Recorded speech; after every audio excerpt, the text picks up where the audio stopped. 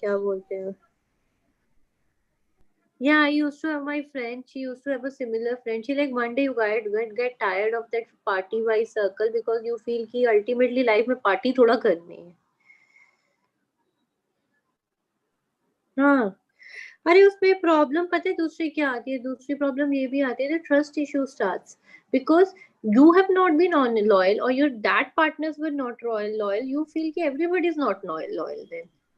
That is why the real reason for I think increasing divorce rate and increasing fights among the couple is the lack of जो हम party वार्टी वाला जो time होता है उसमें ना तुम सीरियस थे ना वो सीरियस था but indirectly that time has impinged on your mind and you have so much trust issues with the person. ना देखिए और इससे हम लाइन को कम्युनिकेशन है Hmm. Hmm.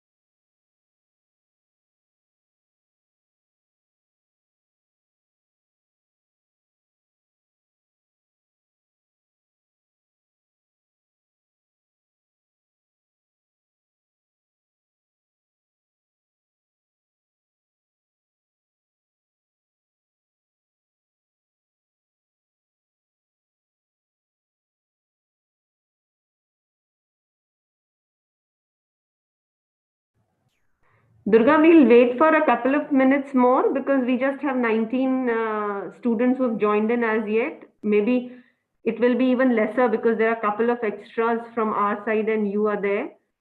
So maybe 3 or so. By then, at least half of the students have joined, whatever the strength is. Nearly 30, Yes, 30 madam. have joined by then. Okay.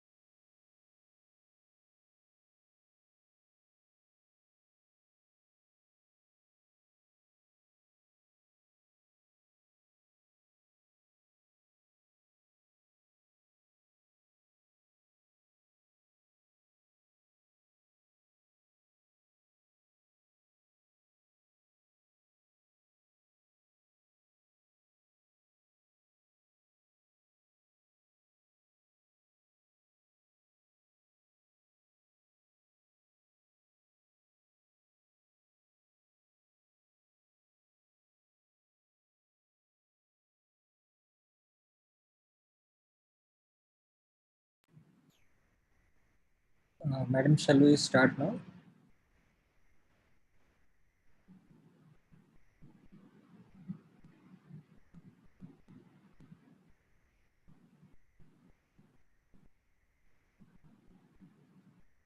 I'm starting to share my screen. Yeah. Good afternoon. Today we'll have the second part of PubMed.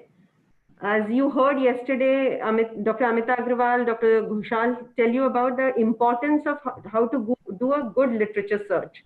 And today we have Dr. Durga Prasanna Mishra from Department of Clinical Immunology and Rheumatology, who would continue with exactly how to do the search, save, and many other aspects of PubMed. So over to you, Durga. And thank you for agreeing at such a short notice. I gave you barely 3-4 days to prepare this talk. Thank you so much. Good afternoon, madam. Good afternoon to the organizers, to the students attending this foundation course. And thank you for giving me this lecture. It is going to be a practical based lecture on PubMed and a brief overview of the pros and cons of PubMed and related search engines or databases. I do not have any disclosures. And to start with, we shall provide an introduction to bibliographic databases and search engines, then see how to do things on PubMed, and finally conclude. So publication is the first step. The next step is that people must be able to find your publication. So bibliographic databases provide a platform for doing exactly this, to find a publication of relevant interest to you or to identify a suitable journal for your work to be potentially published. Various bibliographic databases in vogue are Web of Science, Scopus, Google Scholar, Medline, Embase, or the Cochrane database of controlled clinical trials called as the Central. So very briefly, the Web of Science is actually the most prestigious databases, encompasses data from several different databases, and is owned by Clarivate Analytics, formerly Thomson Reuters. The importance of the Web of Science is that the journal impact factor is derived from the Web of Science. We shall briefly discuss this later on. That's not the focus of today's topic. Scopus is owned by Elsevier, and it automatically includes all journals indexed in Medline. So it is something beyond Medline. Retrieves 20% more citations than Web of Science, and therefore is a more extensive database. Google Scholar, all of you must have come across at some stage or the other. Apart from scientific articles, covers a lot of other things also. Hence, what you find on Google Scholar may not just be a published paper, and hence it's not always of very high quality. And it helps provide a H-index and I-10 index and certain other indices. That's not the scope of this presentation. We shall just focus mainly on PubMed. Embase is another Elsevier database, and the Cochrane library collects clinical trials and Cochrane sanctioned systematic reviews. So now coming to PubMed or Medline, you must have heard both of these terms at some stage or the other. Are these two terms synonymous? No, they are not, because Medline is the database that is maintained by the National Institutes of Health, the National Library of Medicine or NLM. PubMed Central is a repository of open access articles and various open access journals. They sometimes have some things in common. Some items should be there on PubMed Central as well as on Medline. And if it is there either on Medline or PubMed Central or on both, then using the PubMed search engine, you will be able to identify the article. You'll be able to find the article. So something which is there in PubMed Central need not be on Medline, and something which is available on a PubMed search need not be available on Medline. So the greatest advantage of PubMed or Medline is that it's freely accessible and has a large collection of articles related to biomedical sciences. It utilizes something called as medical subject headings or mesh terms. Please familiarize yourself with this terminology, mesh terms. We shall see about it in more detail later on. Now, we shall see how to create an account on NCBI. So if you go to this website pubmed.gov, which I'm sure all of you must have done at some stage or the other of your medical career, or you will have to do that at some stage or the other in the near future. So if you go to pubmed.gov, this is what you will see. So what you need to do is, you could go in without logging in into it, but there are advantages of logging in and creating an account. So I shall tell you how to do that.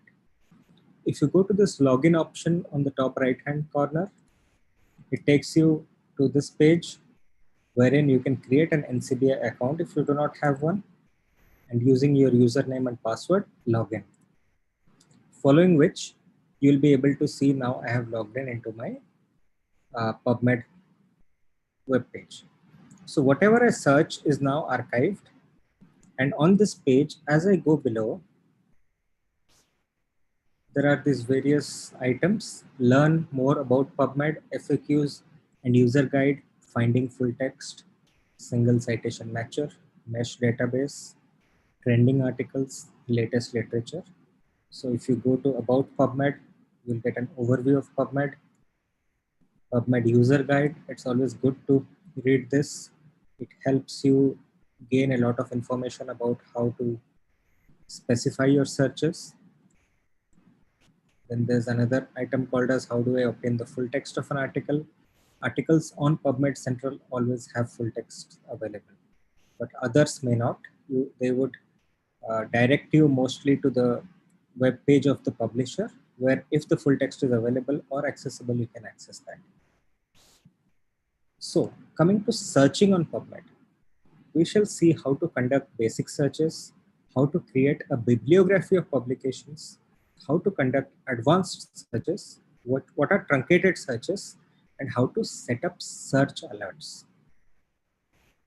So as you recollect, Professor Ghoshal yesterday discussed about Boolean searches using the Boolean operators and or not. So and means that the search would necessarily include the two terms linked by and. Or means the search would include those which include either term A or term B. And A not B means search would include terms or articles which include A but do not include B. So they're pretty simple operators, and they're very useful in conducting searches on your literature databases, including Medline via PubMed. So if you go to the page where we're going to search, if you input hydroxychloroquine and COVID-19, I want to know what is the literature on hydroxychloroquine in terms of the pandemic that is ongoing and has been ongoing for the past 1 year now. So I use the term and. It's not necessary to use capital letters. You could very well use small letters. It doesn't make any difference to your search results. So if I put hydroxychloroquine and COVID-19, I get 2068 references. Now, please focus on the left side of the page.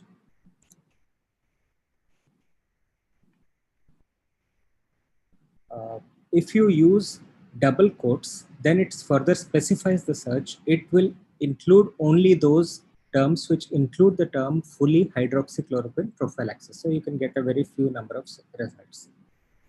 Now going on to the left side of the page, if you scroll down, you will get all these options. Filters, free full text 1631, review articles 435, results by year. You don't have any results before 2020 because COVID-19 was not there before 2020, was not known before 2020. Text availability, abstract, free full text or full text, article attribute, article type, publication date, whether it was published in the past 1 year, 5 years, or 10 years, or a custom range. And then if you click additional filters, you get so many other filters that you can use to specify your literature searches. For example, you're looking at phase 1 clinical trials of hydroxychloroquine in COVID-19. All you need to do is click this option, and then it will restrict the searches to those that are phase 1 clinical trials. Or let's say you're looking at case reports of hydroxychloroquine and COVID-19. Then if you select this option, then it will limit the search to only case reports. Further, we shall see what are the other options that we have. Below this, you will get these options called as save, email, and send to. If you choose save, you will get this option selection, all results on this page, format, summary text. Then you can save these citations to a single file, whatever you may select from below. Email, if you choose email, then you can email the selected citations to your email ID.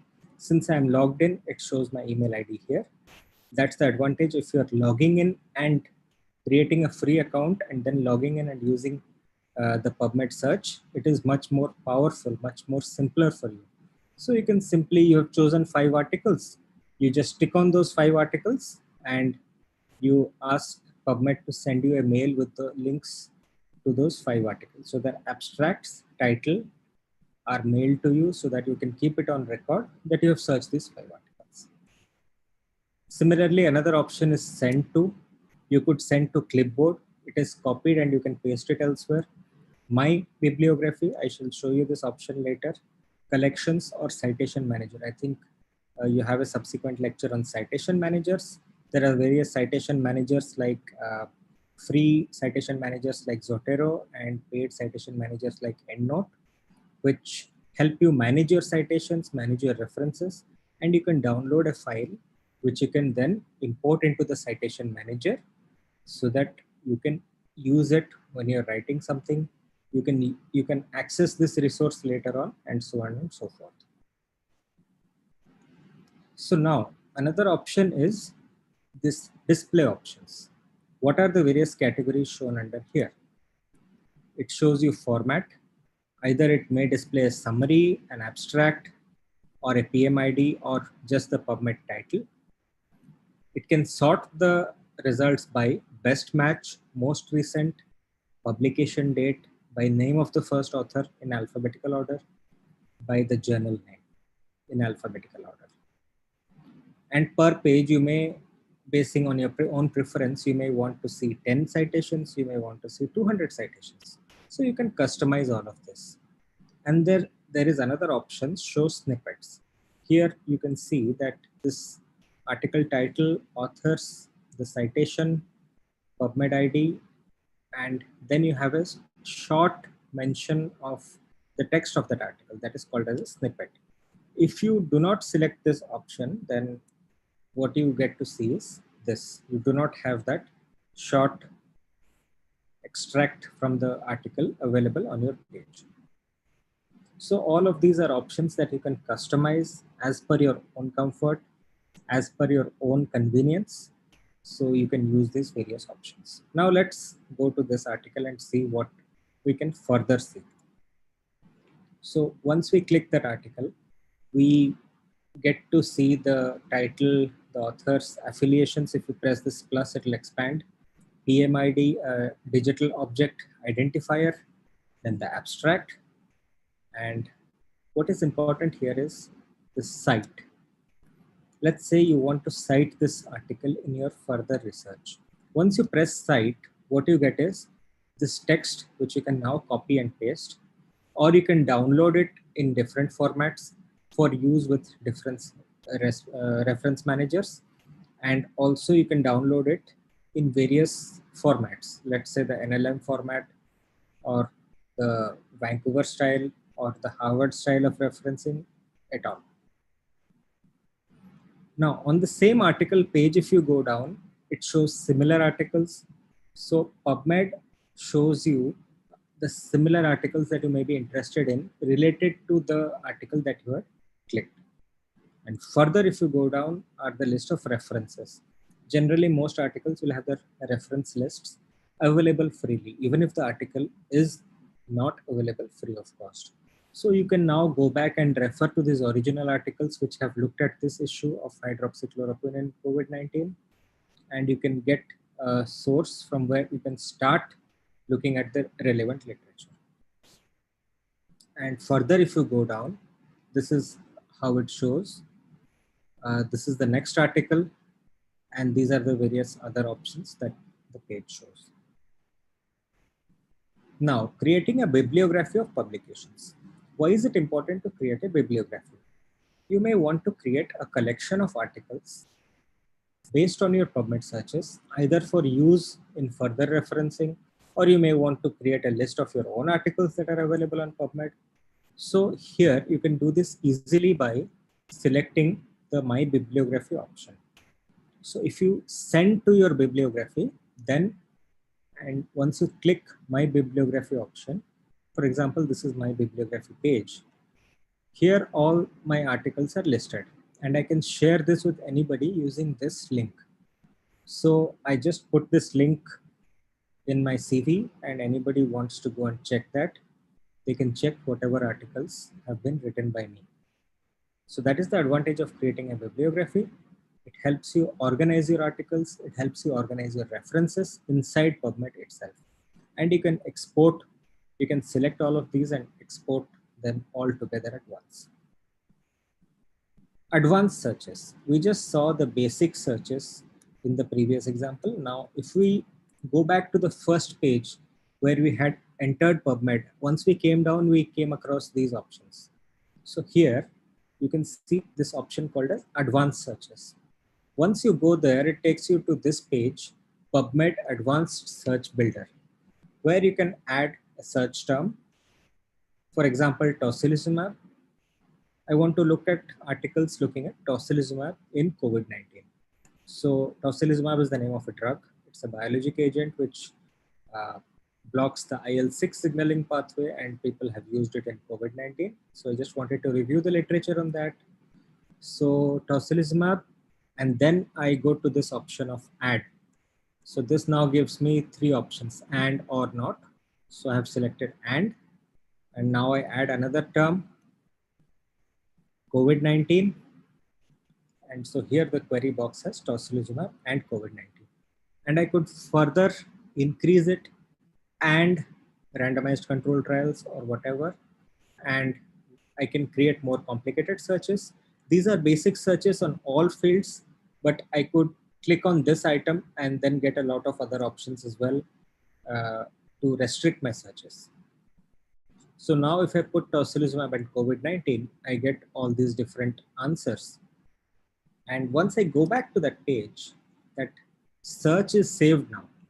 What I have done on the advanced search field, history and search details, it shows me this, that I did this search at this time with these words, and they're sorted by most recent, and these were the results. So that is the advantage of logging in.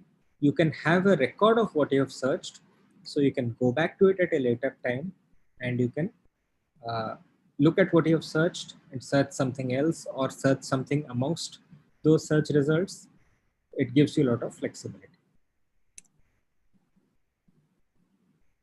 Now coming to truncated searches.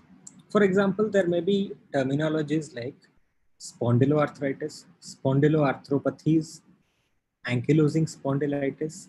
All of these have in common spond. So by using a star after spond, I can select articles which have used any of these different terms. Because if I use the search term spondyloarthritis, then it's going to miss articles which have not used spondyloarthritis, but rather have used spondylitis or spondyloarthropathies. I can use this simple term spond star and search for articles which have anything with any of these or other words that begin with spond. So for example, if I put spond star, then I get so many different results. Let's try to be more specific. I want to look at the use of a drug called as brodalumab, which blocks interleukin 17 pathways in relation to spondyloarthritis. So I use spond star and brodalumab, and here I get only 17 search results. So this is how I can use truncated searches. Similarly, for example, diabetic retinopathy, diabetic macrovascular disease. So you can use diabetic star, and anything that starts with diabetic, or it could be somebody else might use diabetes. So you could use DIAB star and your search term, so that you can do a truncated search. Next, coming to setting up alerts. Let's look at the same example of spond and brodalumab. If I go to create alert option, then it gives me all these different options. Name of the saved search, search terms. Would you like email updates? What is your email? Obviously, if you have logged in, it will show your email. Frequency of updates, which day, what is the format of updates? You just want a title and author's name, or you just want the summary of the article. Send at most 5 items or any number of items. Send even when there are no new results. So you can save this search. What is the advantage of this search alert is you would be getting topics for your thesis or projects. So you would want to keep up to date about the literature on that particular area. So how can you do that? It may not be possible for you to go to PubMed and search every single day or every week. So if you set up a search on that and save it in your account, then you will get these updates. For example, I have set up these searches on vasculitis, Takayasu arthritis, ANCA vasculitis, and I get these automated mails from NCBI, which tell me about articles that have been published. I get them in real time every day so that I can now screen them every day and keep a track of what are the articles that I would like to have a look at. Then I can go back and look for the full text and read those articles. So this is a good way of keeping track of literature, particularly in relation to your research topics that you are going to be allotted. Now coming to something called as a single citation matcher. Again, coming back to the first page, here is this option called as single citation matcher. So what does this do? For example, you may have a list of references at the end of an article. You know the journal name, the date, the volume, issue, first page. So you just put these in and it will take you directly to that article. Or you might want to see articles published in the New England Journal of Medicine. So if you type in the New England Journal of Medicine here on the single citation matcher, it will take you to the PubMed search for articles published in the New England Journal of Medicine. Again, here they're sorted by best match, but you can sort them by most recent as well. So you know what are the articles in New England Journal of Medicine. If you note, when you are putting the journal name, if you put this brackets and put JOUR, you would get the same results as through a single citation search. Similarly, I am looking at rheumatology journals in my specialty. I want to look at articles from Rheumatology Oxford, which is a journal from the UK. And here, again, through this single citation matcher, I'm able to get all these articles that are published in Rheumatology Oxford. Similarly, you can search by author name and you get all these articles with the same author name. So single citation matcher can help in this way. Next, coming to medical subject headings. What are medical subject headings? The Medline uses these medical subject headings to organize the literature. So it attaches the publications to certain medical subject headings if the authors have not used them as keywords, and it enables searches using the medical subject headings.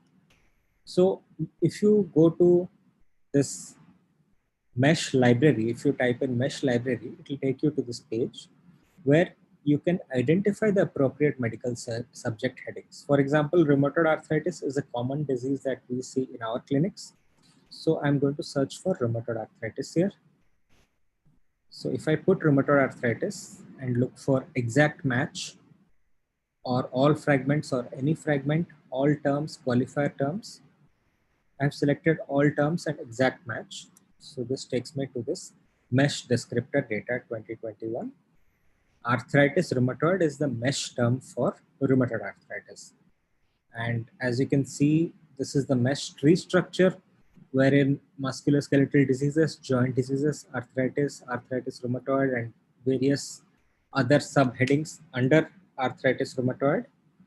And if I use these terms, then I'm going to get articles related to rheumatoid arthritis. Similarly, if I use this mesh term as a keyword in an article that I'm writing, then it is likely that people will be able to get these results when they search for rheumatoid arthritis. They will be able to see my article. Next, coming to what is PubMed, what is PubMed Central, and what is the National Library of Medicine catalog. So if you go to the main NCBI page, you get this option of all databases. And once you click that, you get so many different entries. We shall focus on a few of them. One is PubMed, the other is PubMed Central, and the other is the NLM library, NLM catalog. So here you have PubMed. If you select the option of PMC, you get PubMed Central. So PubMed Central is the open access repository that is maintained by the NCBI. And here, all the articles by definition are available free of cost. So you can get a lot of free literature to read here. It is not very extensive, but most open access journals which are accepted by PubMed Central for their quality would be able to upload their articles onto PubMed Central. Then the NLM catalog. The NLM catalog helps us to understand whether a journal is available on a PubMed search via its availability on Medline, via its articles being archived in PubMed Central, or through any other way. Why is this important?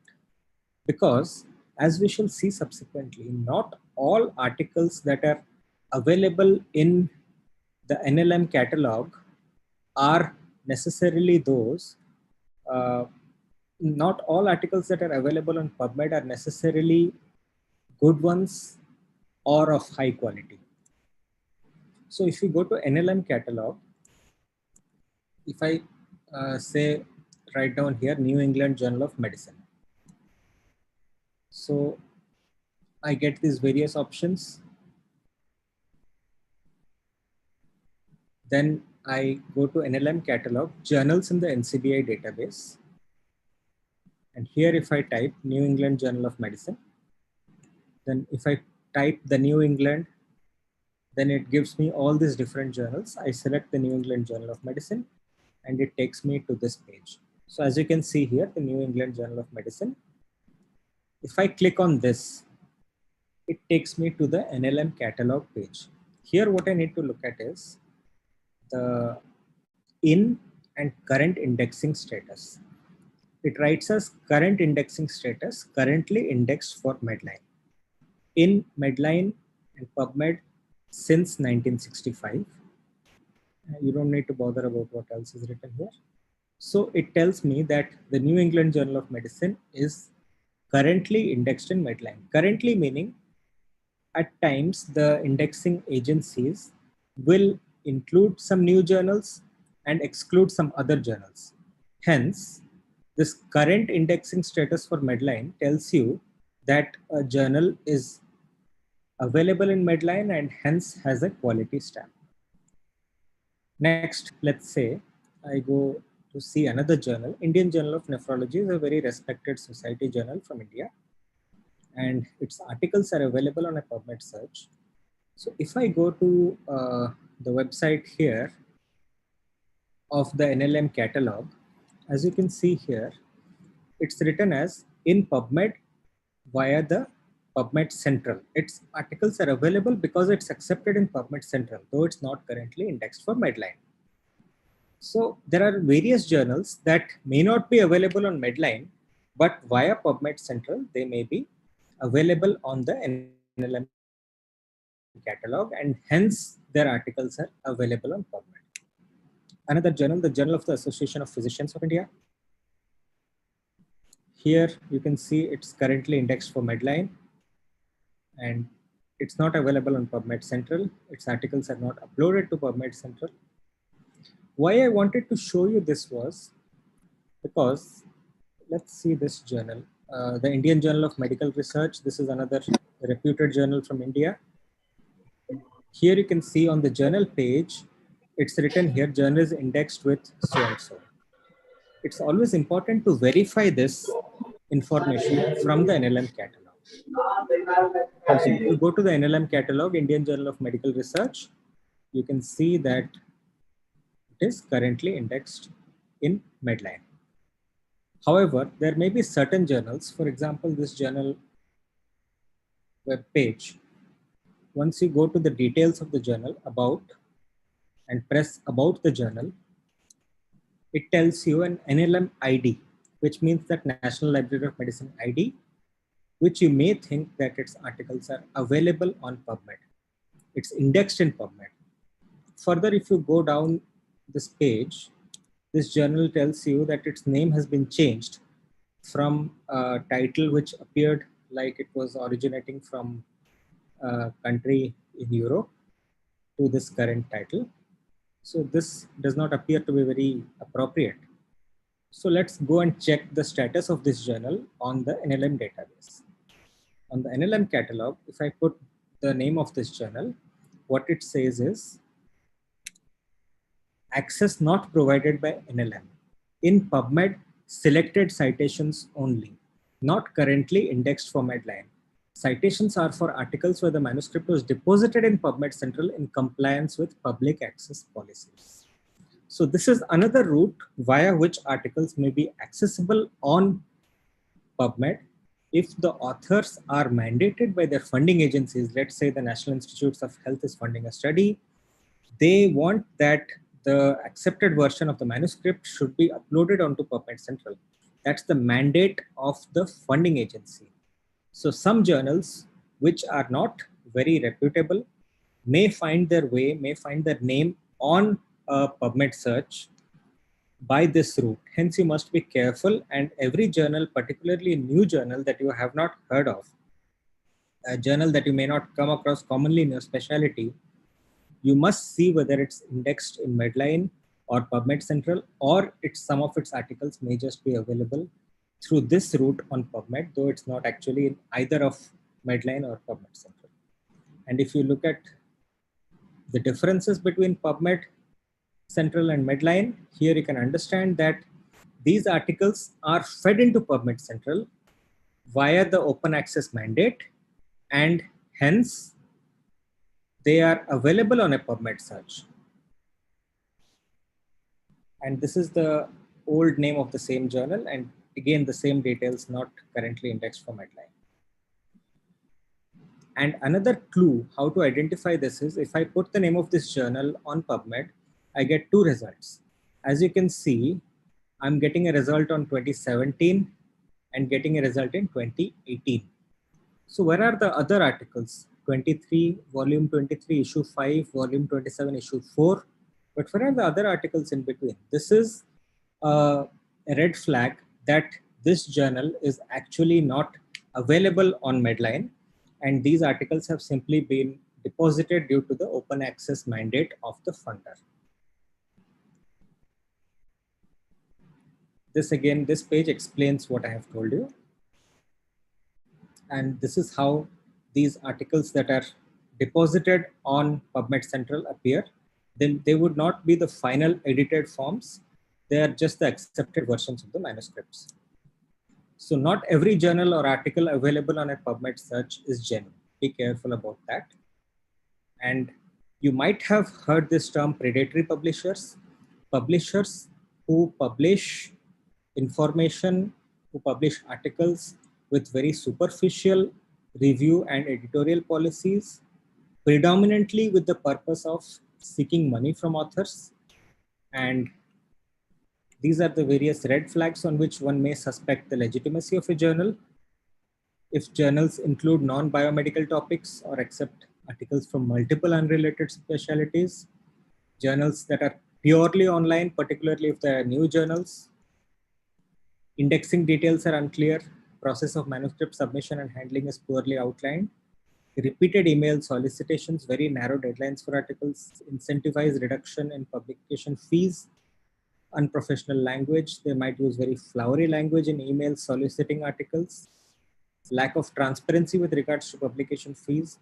very many journals charge publication fees. Simply charging publication fees is not an indicator of legitimacy of a journal, but those that charge publication fees without providing appropriate editorial and review services, they can be called as predatory journals. So how can you identify possibly genuine or non-predatory journals? Indexing in reputable agencies, inclusion in the journal citation report or SCImago journal list, affiliation with societies of repute, transparent publication policies, open access without publication charges, up-to-date author instructions have been existing and publishing for a long duration, and their editorial office address is clearly displayed. So briefly discussing the journal impact factor. Very many of us are sometimes obsessed about the journal impact factor. So what is this impact factor? It is a proprietary metric of Clarivate Analytics based on journals in the Web of Science for citations to their work in the Web of Science. Indexing in Medline or availability on PubMed has nothing to do with whether a journal has an impact factor or not.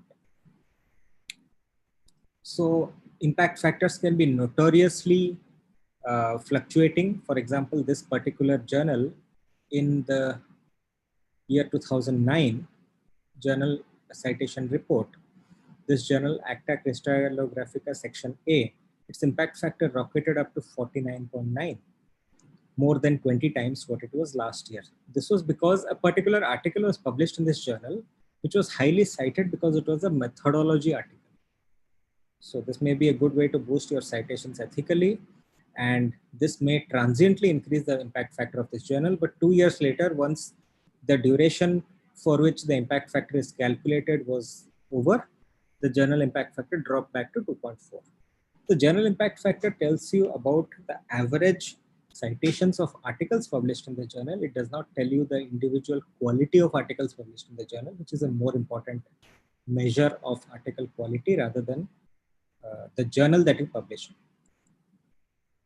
So journals that publish only review articles have a greater journal impact factor, and it can be gamed. One editor may cite the papers of another editor, and together their impact factor may go up.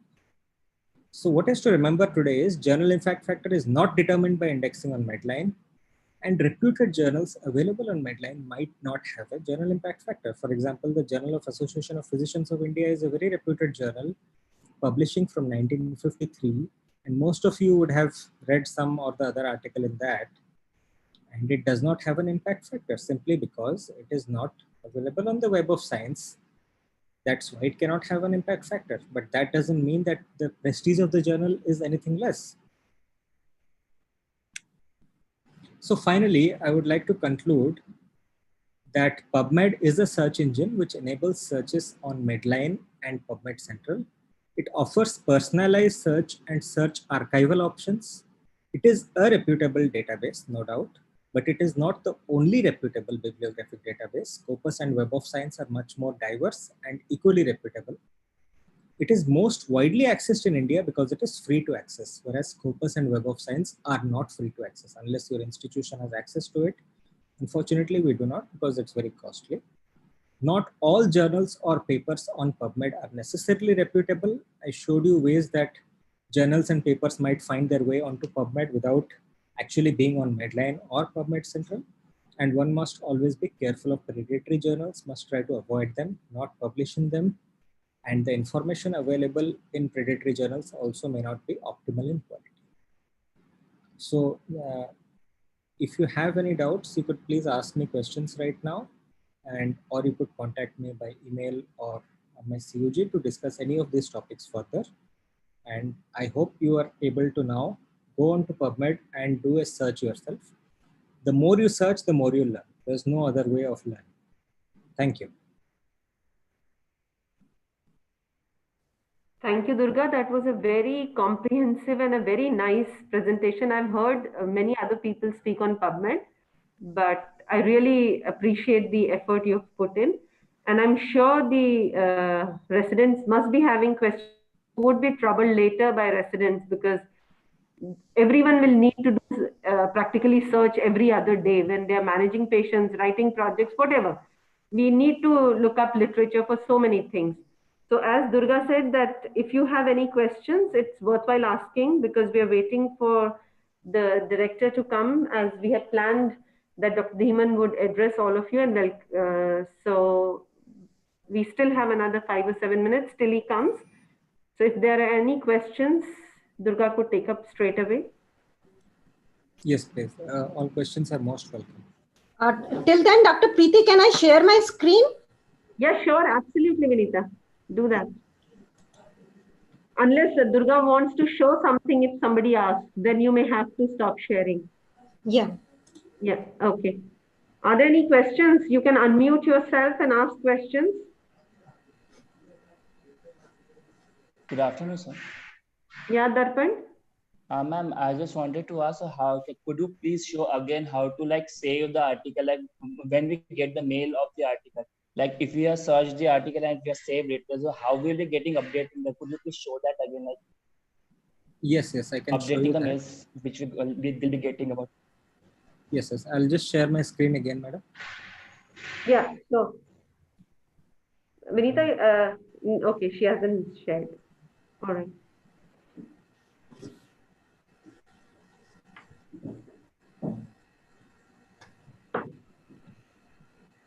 Yeah, if you go to, after your search, let's say you have these tick boxes. You can tick the articles that you want to choose, and then you go to email, send to. The selected articles will be sent on email to your email ID.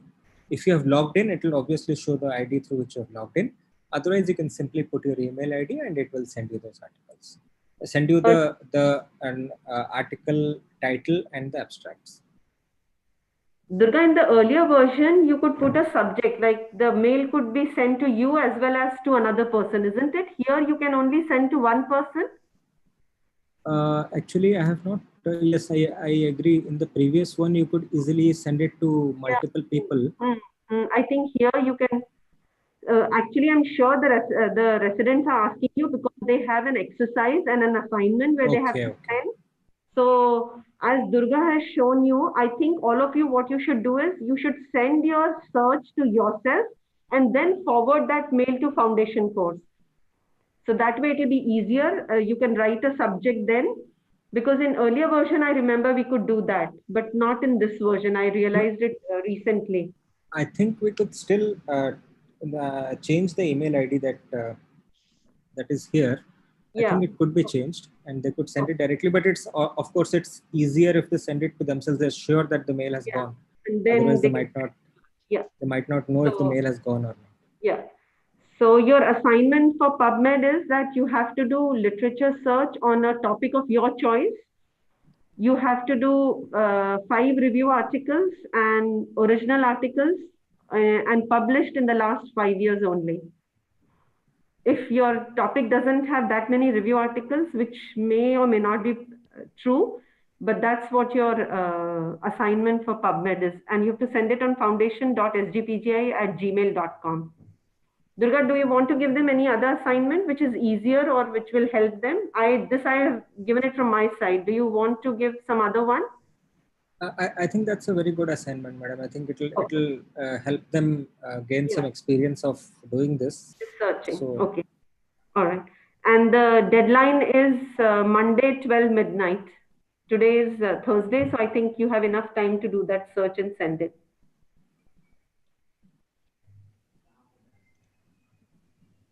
I'll just check, Vinita. Director sir was going to come and talk to the residents in between Durga and your talk.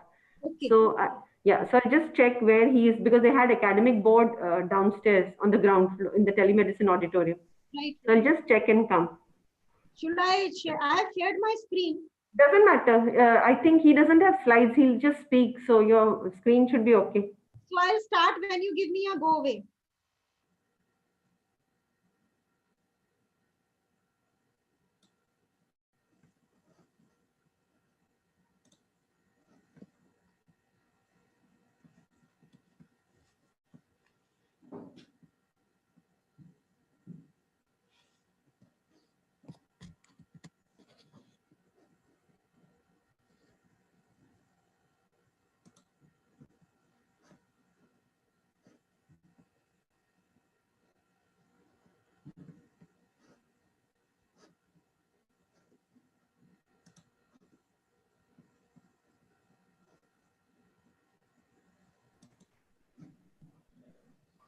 Till Till then, then, probably students could come up with, especially DMMCH, that have you used bibliography softwares? yeah. If any of you have used and experience, and at least they could speak up. So I see around 60 participants. So anyone Yeah. of you has used bibliography software? So can I go to the previous session then? So how many of you have been searching references in PubMed?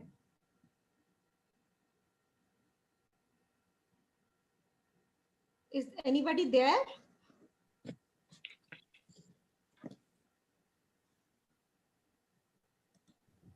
Umesh, I can ask my own residents. Umesh, Anbu, Pavan, I'm sure you people must have used PubMed to write up your thesis project, thesis. I can't even see whether they are there. I'm just calling their name. You should Umesh, ask to open Yes, the ma'am, yes. videos. yeah, so you've used, so that's what Dr. Vinita Agrawal is asking you. So answer, please. She may have some questions. Just be bold enough to answer her questions. No, no, I'll not ask questions, but let me ask Yeah. you, have you used PubMed? Yes or no? Umesh said yes. Yeah, unmute yourself, Umesh. Yeah. Yeah. So how have you been you organizing your references? Do you keep it in a folder, or how do you use them? How do you come back to them?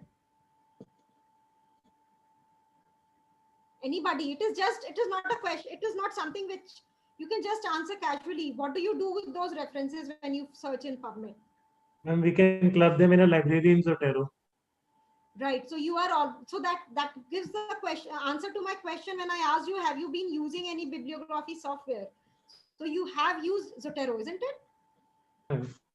So anybody else has used anything else from Zotero, or anybody else has used Zotero? Hello, ma'am. Kishan here. I have used once, but it was a version which was later get updated. So I didn't got, but I used for once or twice for thesis references organization. Okay, okay, good. So how did you find the bibliography software? Did you find it useful as compared to keeping all your references in a folder or somewhere on your computer? Yes, ma'am. Initially, it is difficult, but if you start using it regularly, then it is better useful because it organizes in a better way. And we all the references are organized at one place, so it is helpful to store the references in sequential manner. Actually, Right. Okay. Anybody else would like to come in and share their experience if they've used it or they have not used? How have they been keeping these references?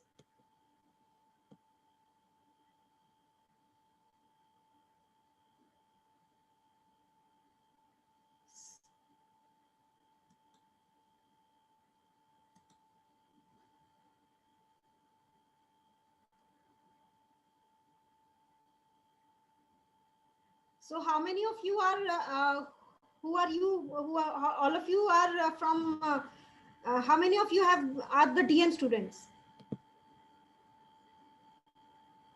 So any DM student can open his microphone.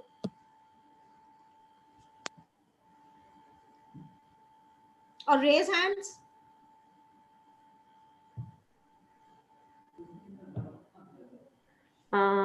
Kishan is he has raised hand. Kishan?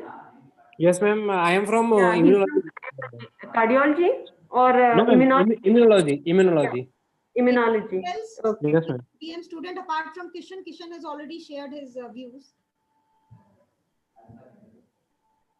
Then I think MCH. Anbu, From MCH. Anbu, please unmute yourself. Okay. Yeah.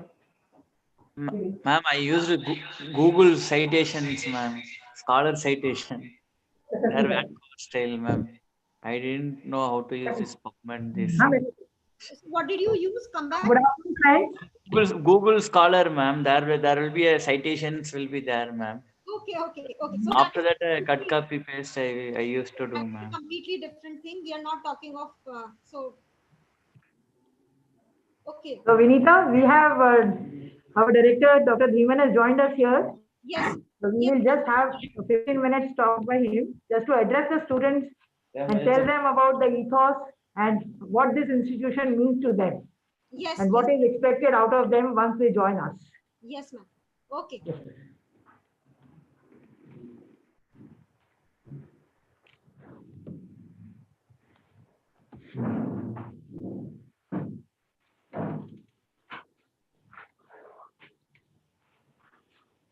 Thank you, Dr. Amita Agarwal, Dr. Dabadgaon, Dr. Malhotra, and Raghavendra for giving me the opportunity to interact with the students. I think this is the most beautiful part, I would say, that I can interact with the students. And since it is a foundation course, we all know what is the meaning for the foundation. हर कोई कहता है foundation अच्छी होगी तो building भी अच्छी बनेगी. So I think these are the foundation course that you quite often require as far as you are completing your course, whether it's the DM, MD, MCH, PhD. So there are different kind of the foundation courses, 01, 02, basics, clinical and everything. And I'm looking at the topics that you have selected here. They are very, very important. For example, the universal precaution, laboratory safety, needle stick injury. So a student or a doctor or the student of the MD, DM or MCH, they are much more prone to this kind of the injuries also. Therefore, the safety as far as the lab is concerned or needle stick is concerned, most important. Anybody who gets a needle stick injury, then he has a higher risk of developing hepatitis B or C or HIV infection. These are the three infections which are much more common as far as needle stick injury is concerned. Many things comes out of it, I would say. The first point I would say, out of these three infections, the HB is the preventable. So all these students must get the hepatitis B vaccination at the entry also. The person who is conducting these courses may also ensure that all these students will get the vaccination against the hepatitis B virus, and they should be very well aware how to prevent the hepatitis C or even HIV. If somebody gets exposure either of these two, then what are the recommendations and in this situation? I think this is a very, very important thing. Needle stick injury and the lab safety. And equally important is the preventing hospital infections also. I will not go each and every topic that you have outlined over here, lekin I'll just select one by one. Medical ethics, I would say the ethics, it is very, very important. And Dr. Vinita is already conducting with her team the medical ethical practices in this institution every second and the fourth Saturday. I think that is very, very important. So ethics, they are important because we have the Institute Ethical Committee also. So ethics related to the patient, ethics related to the subjects involved or recruited in any kind of the study also. And equally important, rather I would say much more important, is the animal ethics also.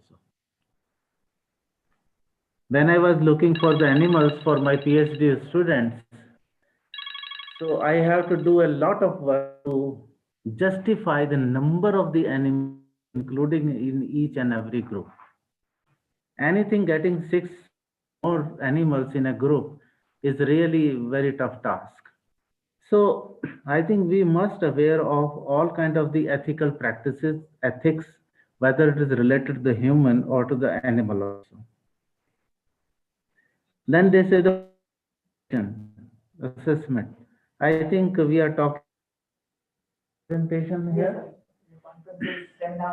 Yeah, seminars, journal club, so and so forth. So the PowerPoint presentation, I think, is the basic thing. Each and every student must know. I strongly recommend to all of the students who are listening to me that it should be the most important thing as far as your expression is concerned. And your expression should be flawless. In that situation, I would like to say, you must be the master of the PowerPoint presentation also. A single slide should not have more than 5 lines, and each line should not have more than 5 to 7 words also. So in all, 30-35 words in a slide, I would say. So this is very basic that I'm talking to you. You have to include figures also and so many animations also to make it more beautiful.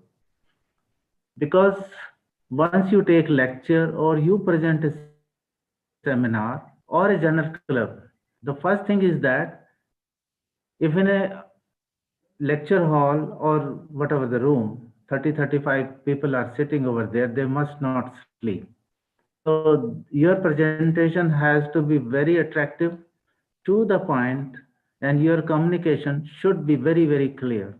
It should not be confusing. So I strongly recommend that you should all practice this podium presentation, PowerPoint presentation as early as possible and as efficiently as possible.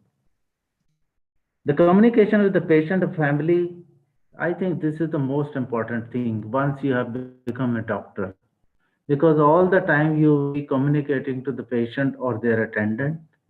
Attendant are much more important, I would say. That is my from experience. If you can convince to the attendant, then the patient would not be an issue with you. So don't only concentrate on the patient. So if you have 3 or 4 people in front of you along with the patient, and you know what is the relationship of these attendants to the patient, and then you can decide the patient and their close relative sitting together, and then you are explaining. That is much more important also. Many times the patient may not like to include the attendants also. So all these things you have to take care of. But that is the most important part, that you have to, lots and lots of the patience is required. Since you are beginning with your career through the graduation, whether it is MD or super specialty like DM and an MCH, I think you should cultivate in the culture that you should not get irritated whatever the patient or their attendants say. If you can master it, then you are the most successful physician, surgeon, or the communicator also. I think that is very, very important. Ethical practices and now the communication with the patient and the patient attendant is very, very important. After the COVID-19 disease has come, particularly March onwards, the physical contact, I would say the physical appearance of the patient is not possible. So you are basically communicating your patient, particularly those who are on the follow-up or their attendant, through the telemedicine. So here is the future for the telehealth or telemedicine, whatever you want to say. And we have seen over here in our institute also, there is a separate department of the telemedicine also. And we have the 36 departments, and I can tell you that all these 36 departments, they were conducting the tele-EOPD, means they are communicating to the patients and their attendants also through this only building, that is the telemedicine. So it is the future also of the healthcare as far as concerned, as well as the communication to the patient and the patient attendants also. Show your interest in the telemedicine. Don't ignore it. In other words, I'm saying once I'm saying interest, at least you should not ignore it. Very important is the patient consent, because you must be doing some or other project also involving the patients, human beings also. In that situation, a consent from the patient is very, very important. And you will come to know what kind of the consent, how many types are there, and what is basically expected from you. Once you say that is informed consent has to be taken. An informed word is very, very peculiar, and during your examination course, you will come to know how important is the informed consent. Equally important is to take interest making the discharges, death summaries also, and keeping a follow-up also, and making a death certificate also. I remember when I was doing the MD or even the internship, in that situation, we used to make the death certificate. And there is a column, what is the cause of the death? Everybody is writing the cardiorespiratory failure. And you will come to know that is the event that happens, a person who dies actually. But the cause of the death could be different actually. So it has to be very precisely written into the death summary also. Otherwise, it can create the legal issues also. In our days, when I was a student of the MD and DM, there were not much legal issues. But nowadays, everything is there and it goes simultaneously with your training also. So this aspect of the legal that you have to keep in your mind also and prepare yourself. And the best part, here they are going to tell you the discharge and the death certificates. I am telling you the putting of the notes in the file is equally important. Everything that you do, you see, it should be in black and white. If you want to safeguard yourself with any kind of the litigation, whether you are writing right or wrong, it does not matter. What matters, it should be there in the file, black and white. So, इसके लिए आपको आलस नहीं करना है. You have to be very active, discharging these duties, particularly putting up the notes about the patient on a daily basis or twice daily basis or alternate day basis, depending upon the severity of the illness the patient is having. So that is very important. Collection of the specimens also equally important. I'll give you an example. In the so you can have the nasal sample, you can have the oral sample also. And a significant difference has been shown. If the sample is taken by a trained doctor, particularly those who are working in anesthesia or CCM, then those who are working in other areas, they collect the sample in a very precise manner, because it depends. And what they have shown in their experiments, that the positivity rate is much higher or slightly higher, I would say, if the sample is collected properly. And equally important is basically the transfer of the sample and collecting in a proper media also. So all knowledge is very, very important. I hope collecting blood samples or the samples from the blood for the cultures, they are very, very important. I think all the topics they have, those have been included in this course, foundation course. I would say they are very, very relevant. Again, transfusion safety, radiation safety, very, very important. I think every student must attend all these lectures. And if possible, attend this lecture with all consciousness, with all alertness, with copy and the pencil, and write down the notes also, the relevant point, important points also. So that once you see once again, that should refresh whatever you have learned on that day. because I personally feel these are the very, very important topics. And lastly, that they have included the evidence-based medicine. Based medicine, nowadays everybody is practicing, particularly Western, and the trend is here also. The evidence-based that you have to do. You have to make the protocols also. The practice should be protocolized also. So these are the few words from my side. And if you want to keep a track on all those things, the only thing is that you must be conscious about your surroundings with an alarm that is more than sufficient. And whatever you are listening and what you find that is important must be written in your notebook also for the future references also.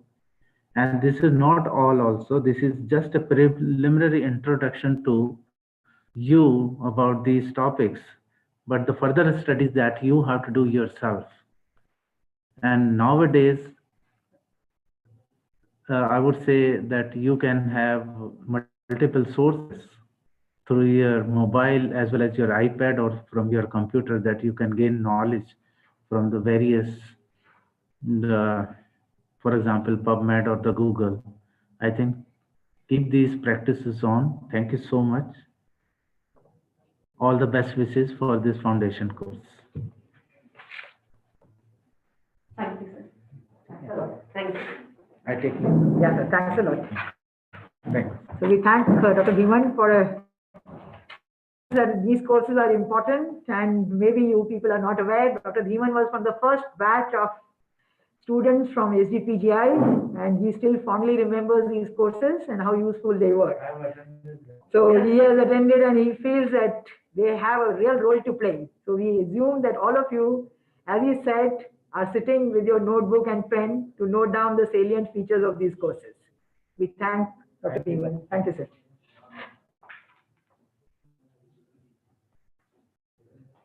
Vinita, you can start now. After this welcome and introduction by the director, we move on to our scheduled talk, which is on bibliography.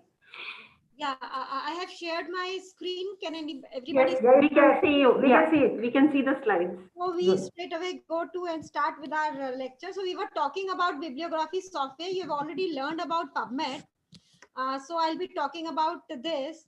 So as we have already discussed, it is just a minute. Yeah. So I like to first introduce to something why when we use the word citation, what do you mean by cite? So by citation, we mean to say that we are trying to refer to particular work by way of example, authority, or basically it is a proof. So to basically citation means to speak or write words taken from a particular writer or written work. So that is why you recognize that this has been taken from this place. So why do we need to do that? Basically, it provides information so that the reader can find the full details if he wants to. And it also provides sufficient detail to identify the item uniquely. So how do we do citations? First is we can do it by footnotes. Footnotes are something which come at the bottom of the page. You must have seen books. When you read books, sometimes you have footnotes on the books where you have the references and the footnote on the footnotes. And then you can have something like an end note which appears at the end of the document, like usually you write in your articles. Those are end notes which will come at the end of your article. So what are the systems of citation? So the one which is most commonly used, which you must be aware, is the Vancouver system. I'll come to that a little later. The earlier systems which you find in the older books sometimes or in the older articles also is something known as a parenthetical or the Harvard referencing, where you have the full or partial in-text citation which are enclosed in brackets and embedded in a paragraph. As compared to what you have now, that is a Vancouver system in which the references appear sequentially in the text and either they are superscripted as numbers or they are bracketed as numbers. And then you have the full list at the end of your article. So this Harvard referencing is seldom used now, but of course, in some books, still you have these way of referencing. or in thesis sometimes. So now we come to the topic of what is the difference between references versus bibliography, because more or less everybody understands that they mean the same. So there is a slight difference. References is a list which contains only sources which have been cited in text. For example, you are giving it a bracketed number 1, 2, 3, 4, whatever. But bibliography is a list of all sources you may or may not have referred to and cited them in the text. So they include cited in text references and also the resources which you have referred to and you have read about for writing that article, a piece of work, whatever you are writing, the document. It is important to understand that there are unique identifiers in citation. For books, you have something known as the ISBN number, that is an international standard book number. And for articles, you have the international standard serial numbers, because these for journals, like ISSN number is a serial number. So that journal is coming every month or every 6 months or every year. So there is an ISN number for that journal. So you can identify that journal by that number. It may be a journal, it may be a serial publication, it may be a continuing resource, it may be print, it may be electronic. For some journals, you have different ISN numbers for the e-journal and some other number for the print journal, so that they can identify the two. For example, I have listed two of pathology journals with their ISN numbers. So you, as I said, you may have a e-ISN and a print ISN number. The other thing which is not now used is something which you may come across sometimes, is the serial item and contributor identifier, which used to give information about the ISN number. It also used to tell us about the year of publication and gives us more information about the text and all so forth. So for example, this is published in 1994, 12, that is means December. So every electronic document which comes on the web has a digital object identifier. That is, it has a DOI number. And as Dr. Durga must have told you, every research article has if it is cited in, if it is included in PubMed, it will have a PMID number, that is a PubMed identifier. So let us look at our citation. This is from the World Journal of Urology. So this is the topic of the article, and this is the reference details. So it has a PMID number, that is a PubMed number, identification number. It also have a PMCID number. What is PMCID? PMC is a resource where you have the full text of all articles. So it tells you that if it has a PMCID, it means that it is available full text, free. So as I told you earlier, this journal has an ISN number. For the print version, it is this 8-digit number, and for the web version, this is this number. And this is the difference between a PubMed identifier and a PMCID identifier. So when you look at PubMed, you have different search engines. This is a snapshot of the PMID site, and this is what is the PMC looks like. So you have two different areas. PMC has the full text journals which are available. So now we come to reference management software. So we already know what is a reference, what is PubMed, what is PMCID, what is the unique identifiers, UI number. And therefore it is important when you have a large number of references or you're working on a document, you need something which is a reference management software, which can keep a database of your bibliographic references. It generates a selective list of articles in different formats. So for example, you want to make a list of your articles for a particular journal. The journal does not accept it. You want to change it to a different journal. So you have that flexibility with these reference management softwares that you do not have to do that manually. And therefore it comes really handy to have your articles all in the reference management softwares. It can be integrated with word processors, and therefore this is something like cite while you write. So while you are writing your article, you can keep on citing these references and taking them from these softwares, and then it can also generate a list at the end of your document. The beautiful part is that whenever you have some changes in your document, for example, you pick up a paragraph of one at the end and you bring it to the beginning, the list of citations, the list of references also changes, and therefore it saves you a lot of work. You can also search references from online libraries. So these softwares have a facility that you may like to go to PubMed, but you can also search through these and then import these references directly into the software. And therefore the facility for importing is there, and you can also manage references. You may create groups. For example, you're working on a paper, you have downloaded some references. Now there are some references you want to use in another paper, so you can make subgroups and then export those to that paper. So that is why it gives you a lot of flexibility. Basically, when you are in an academic field, it gives you a flexibility to read them, manage them, and then organize them. And that is for a long term, not just when you're writing that article. So you have a whole list of reference management softwares, but the most important three which are used are EndNote, Mendeley, and Zotero. EndNote is something which you have to pay for, whereas Mendeley and Zotero, which are given in the next list, this is all from Wikipedia. So EndNote is a paid software, whereas Mendeley and Zotero are free.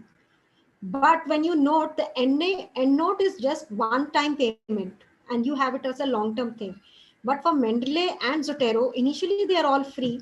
But if you want to add up and if you want to use more of data storage, you have to take more of data storage, then they become paid. And then that is a subscription based.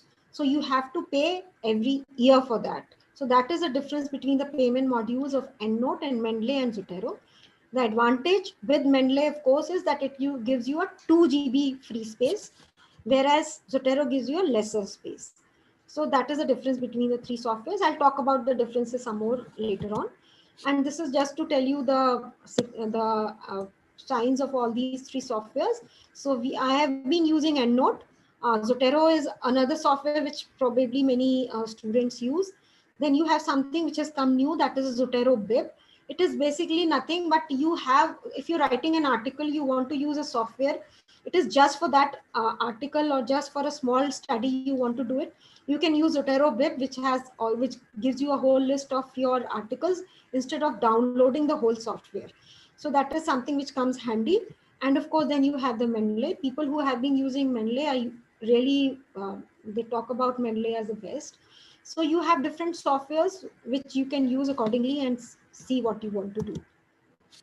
What is the difference between these? As I told you earlier, they all three can organize. They have the quick formatting tools and everything.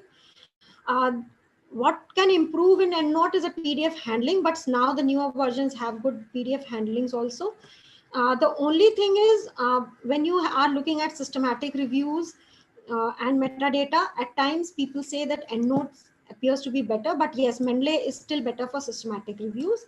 And the number of citations are styles, they are different in EndNote, Mendeley, and Zotero. But of course, in EndNote, you can have a lot of downloads also, which you can do.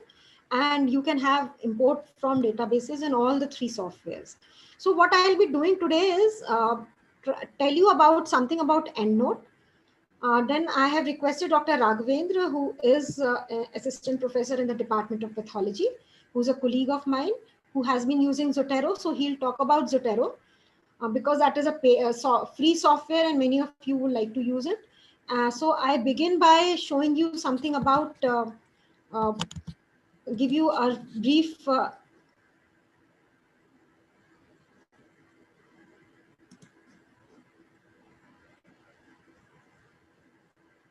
just a minute, I'll share my screen. Yeah.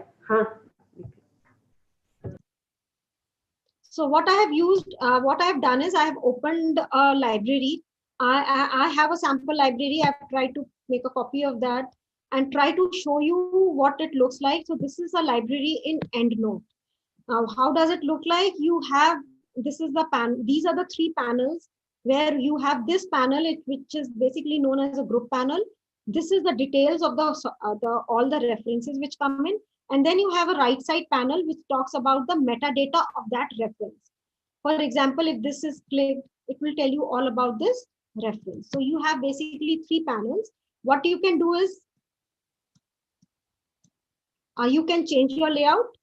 For the right side panel, you can use the right split type of a panel in which it will also show you if you have a PDF attached to it. It will also show you the PDF there. You can have a bottom panel where you have the metadata which comes below that, and you have the whole screen for you for the references. And you can come back and of course have a bottom split for for both of these things. So it depends how you want to use it. I generally like the right one off. So we have the three panels that are there. Now we'll talk about the things that you can do it. One is that you have this library, which is a local library. Something which you can do is an online search mode, which you do in PubMed. So as soon as I click on online search mode, it talks to me and says whether I want to go to Library of Congress, whether I want to search PubMed, the Web of Science, and then we can have more options. The other thing is you can do both. Then you can open your library and you can search also.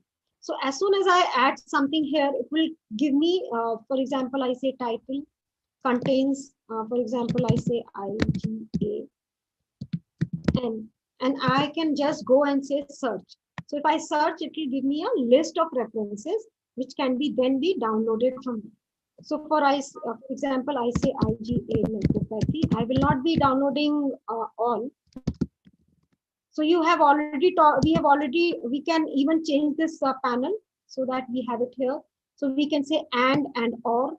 You already know the Boolean searches that and or not. So if I'm dealing with microparticles in one of my PhD projects, I'll say just microparticles, and then I can say search. So it is not giving me any references. So I say if I just say microparticles, it will give me a whole list of articles. So this is how you can have your search results, and when you have these search results, you can choose to select some of these search results and move on to the this is basically a temporary folder. You can try to copy these references and move on to your groups. So the other thing which you can do is you have the grouping of these articles. For example, I have a group on IgA nephropathy. So as soon as I go to this group, it will tell you everything about that group. You can even organize your references. For example, if I'm looking at monocytes in IgA nephropathy, if I try to look for something which has come as new in IgA nephropathy, or I have done a recent PubMed search, I can put all my articles in the PubMed search and try to see if you have something which comes out to be fruitful. So this is basically, this panel is where you can organize your articles. You can also do something like you can find the full text of these articles. For example, I have an article which I need to find the full text, and I do not have the full text. I can just say, for example, like if I go to this article and I say find full text, it will try to search. You see something which is coming up here, that it is trying to search for the articles. At times, it may not find the article, and then it will tell you that it has not been found. So let me go to this. So it is saying found PDF. So when I go back to this,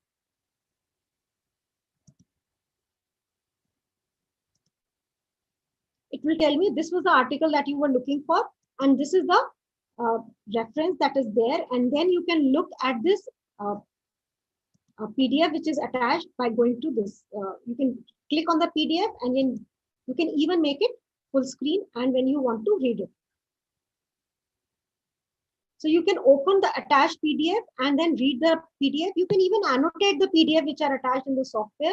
So you can highlight it. So if you want to, I like this article, I think this is something which is nice, I can just highlight it. I can put in a sticky note, I can underline things, I can underline the text, I can strike out text, and then you can annotate your PDFs and keep on working on your annotate. So it also tells you which are the PDFs you have already looked at. So it will, every time I close something, it will ask me whether I want to really close it. So for example, so this is how we can formulate and organize our references into this software. So then you have something on the right panel which tells you the metadata of an article. So at this point of time, I have not clicked on any of the articles. So for example, I go to this article. So it will tell me everything about the article, whether a PDF is attached or not. It will also tell me what is the article, where it is published, what is the volume, what is the year of publication, and also the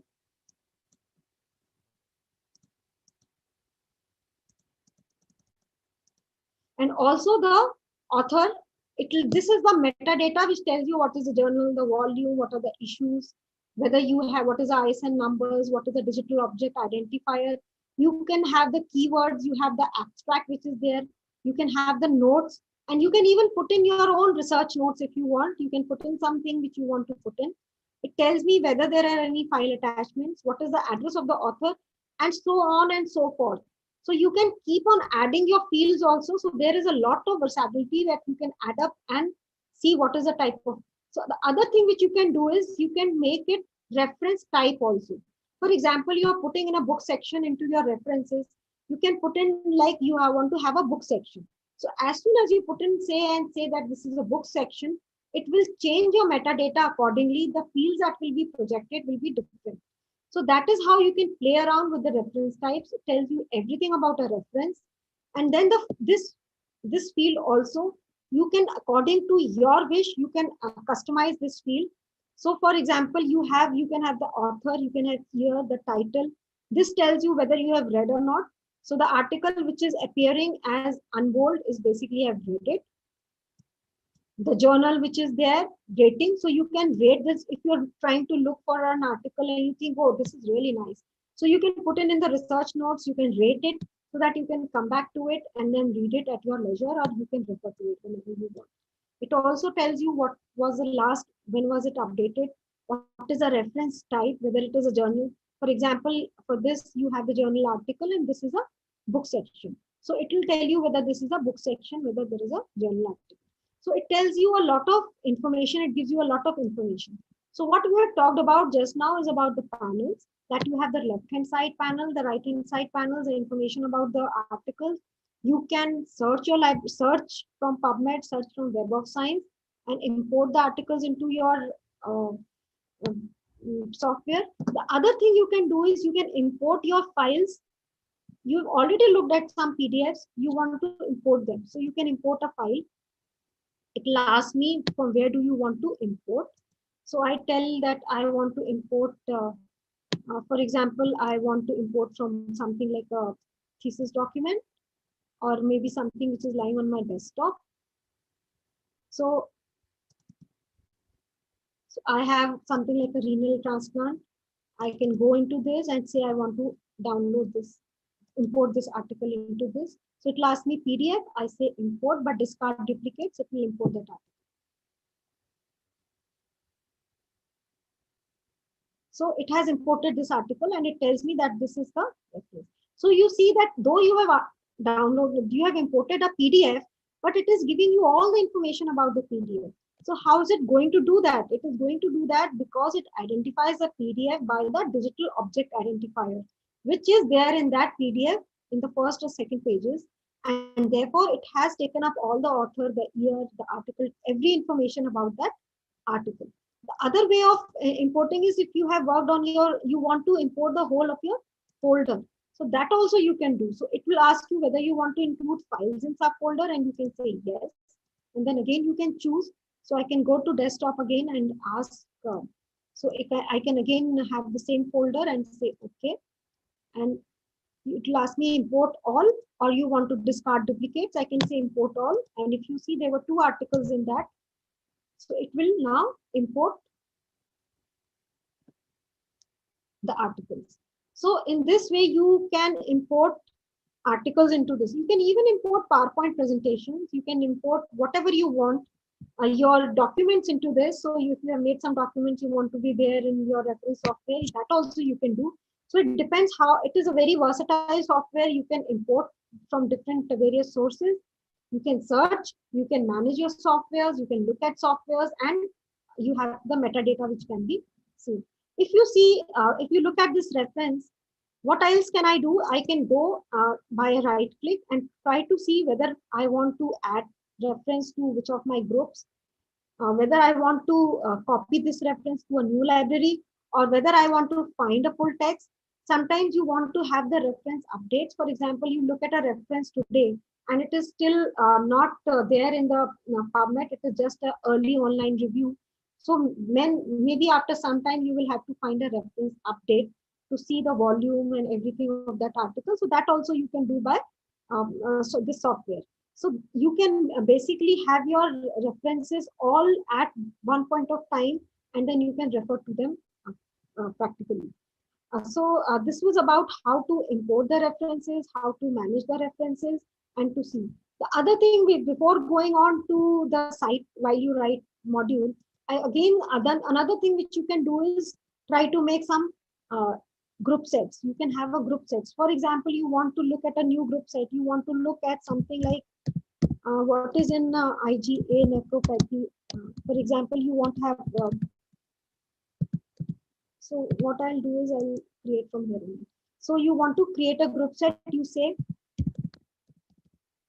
nephropathy. So you now have a new group set in which you can just pick up your references and then paste it in this. The other thing you can use is to have a group set from groups. So you have already have these two groups, and now you want to do something like a new group. You want to have something like IgA nephropathy, but it should not have something which is already there in the monocyte one.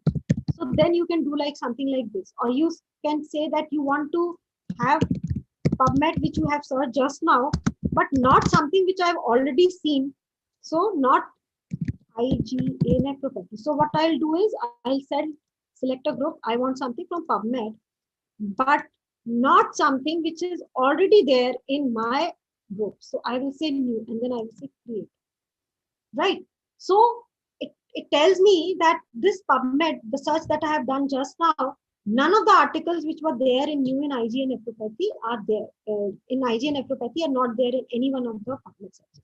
So that is how you can create your own smart groups. You can have a different type of data that can be used. Maybe you're working on two articles at one point of time, and you can use this create smart groups and that use those references in that article. So this is how you can play around with the article. Now the next thing which I like to talk about is how do you do cite while you write. So that is one of the important things that will be important. So what is cite while you write? So as I said earlier in my presentation, so when you are working on a document, you can cite the articles when you want to refer to them. So there are two ways of doing it. One is, for example, you can see this.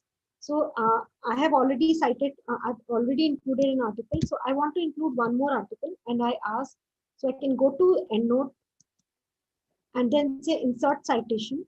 It will insert citation. It will open the library, which is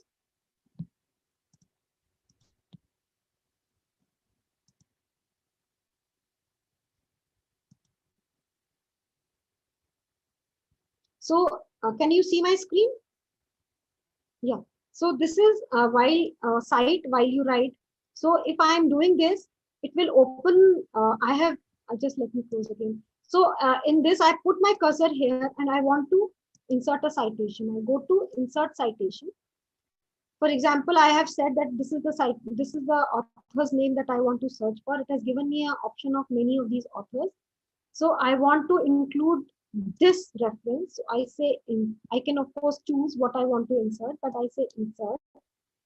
So it will insert the citation here. So you see a number 2 and you have it here. So the article has come here as a list of references.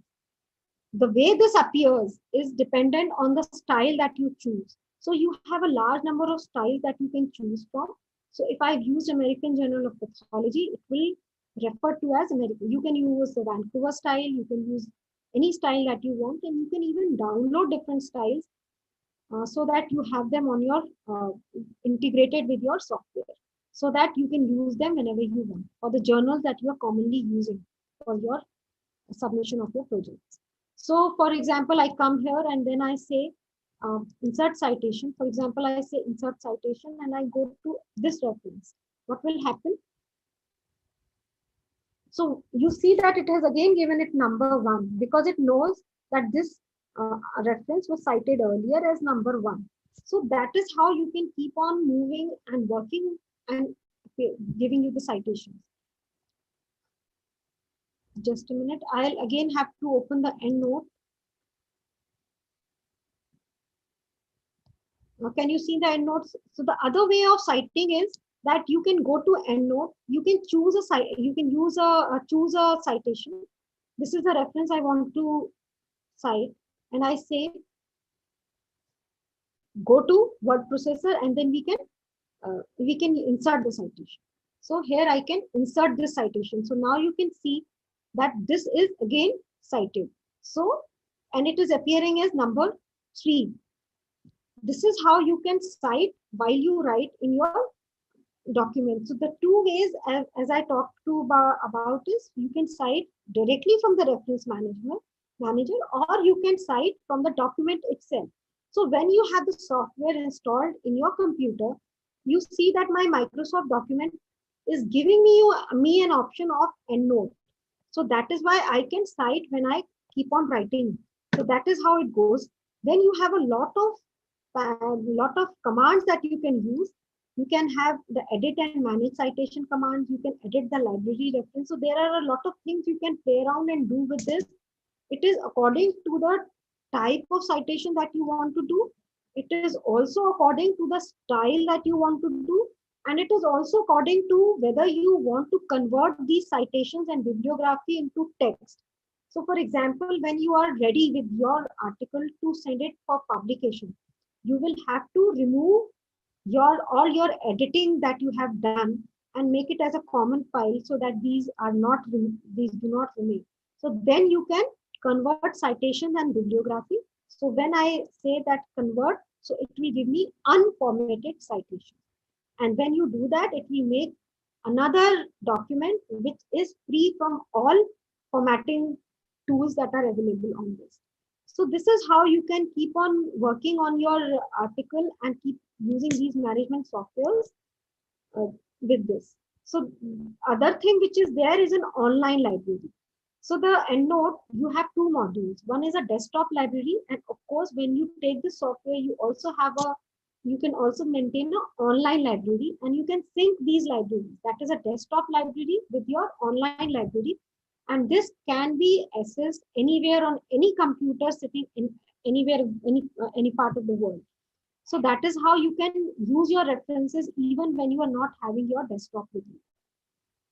And you can share this library. So for example, I have a person who is already using EndNote. We can share this library. We can, even if you're working on the same project, we can make a library, keep on adding those references, put it online, and everyone who can add the references. And so whenever I access the library, I also see the references that the other person has added. I will also get a feel of the documents on which you are working on. So for example, you can see that this is the project document I'm working on, and it tells me that these are the references which have already been used.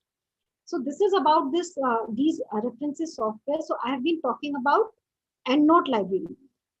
So we have only 20 minutes left. So do you have any questions related to EndNote? Otherwise, I'll move and give the platform to Dr. Raghav. Any questions at this point of time?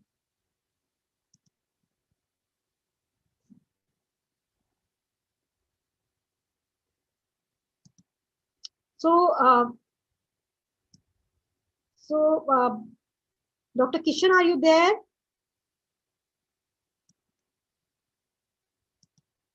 Hello.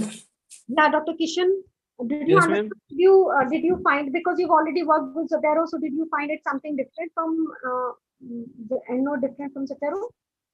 Yes, ma'am. There are so many differences, like arranging the references and by method which we can arrange. So that is the difference. Actually, I have used once or twice only. Okay. Initially, we used to do Vancouver manually actually. So at last moment, someone told me that is a good one. So I tried once or twice only. So I will try now EndNote also. Yeah, EndNote is of course paid, but yes, EndNote it is versatile. But of course, I have not used Zotero. But if you are using it for your thesis or something like, so Zotero is good enough, and you can maintain your references and use them. But as you work along with these softwares, you get to know a lot of things which move on. Yes, ma'am. I will try EndNote now. Yeah, you can try EndNote. I think it is really useful. The best thing I find with EndNote is it is a one-time purchase. So I Yes, have ma'am. purchased it long back in initial years as faculty, so that now I can use it anytime. And it keeps on updating, of course, with the cost. but that cost is generally minimal. You can keep on Okay. updating with the new versions, and then you can keep on using that. Okay. Anybody has any question or anything? Otherwise, we go to Dr. Raghvendra. So, Dr. Raghvendra, are you there? So I can stop my sharing and you can start up. Yes, ma'am, I'm here.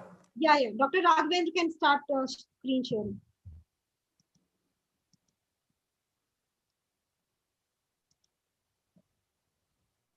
Please, please. Yeah, I'm sharing.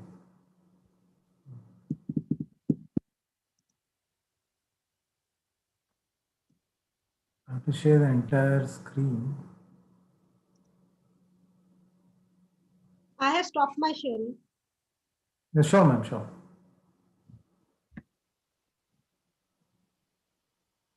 Yeah, thank you very much, Dr. Vinita. You have made my job very simple, and I'm very pleased to know that already few people have used Zotero.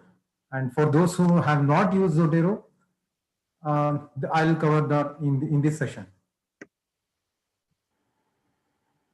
So I think you can see my screen. Yeah, yeah, you are visible, Dr. Raghvendra. Yeah. So Zotero is as Madam has already told, it's a free and open source tool, and it works on many operating systems, whether it is Mac, Windows, or even Linux. And it is unlike other softwares which are developed by software companies. This one is developed by the academicians themselves from the University of George Mason. So again, the funda is same. That is cite while you write. And instead of going through a PowerPoint, I'd rather like to show a demo on my computer directly.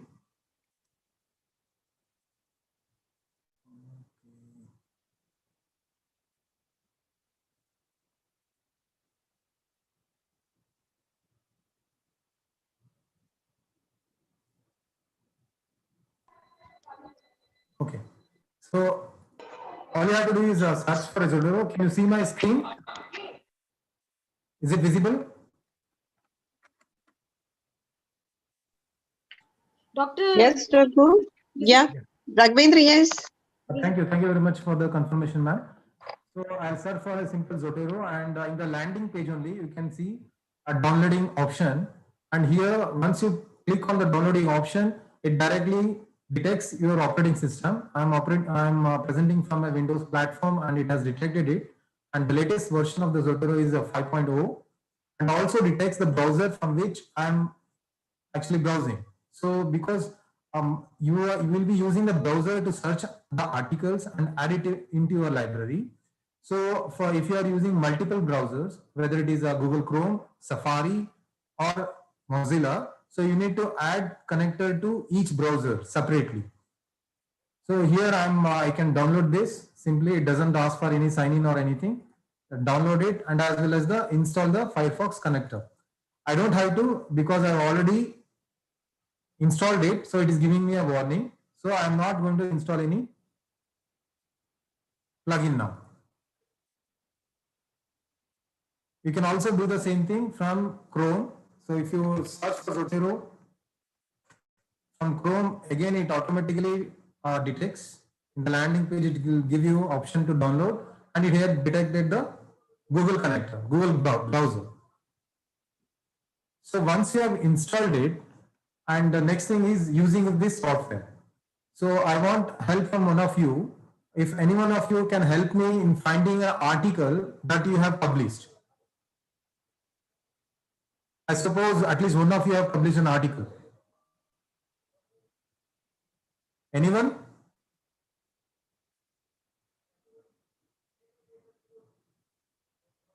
Anyone here who has published an article?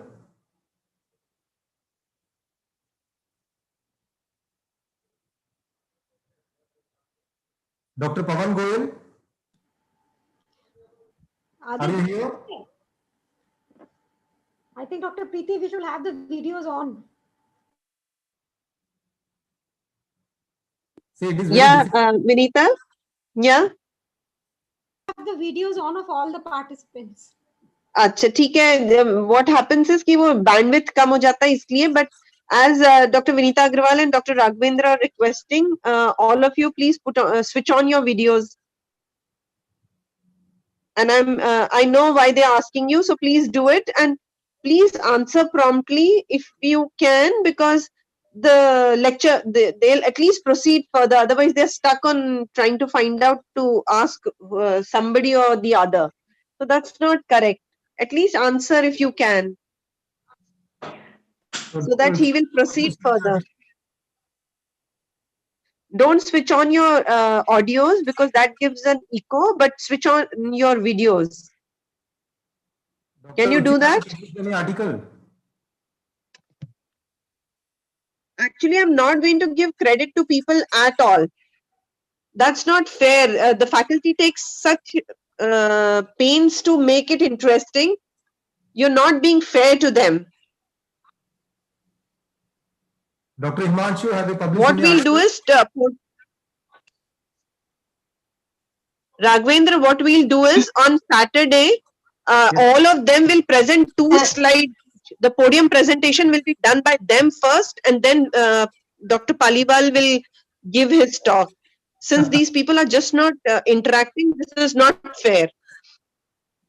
Both of you take so much of effort to teach them. This is not correct. Okay, Dr. Rani, I think you are telling something. Yes, sir. I had prepared an article on incidence and presentation of leukemia at our hospital. So that article is published.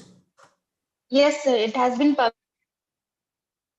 So is it on PubMed? But Abhi, I don't remember the journal name because not in PubMed. It is not there in PubMed. Okay, no problem. So it will be available in Google, right? Yes, sir. You can search it on Google. Yeah. So the authored by you, Dr. Amar Verma and Dr. Rani Manish. Dr. Amar Verma. Yes, sir. Yeah. So very difficult. Anyway, so is there anyone else who has published any article? I'm not able to find that particular article. Hello. Yes.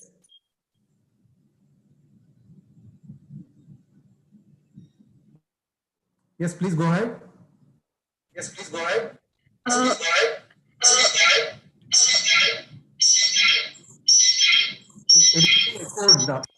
I think 2 of you are sitting together probably. Sir, I have one published article. Yes.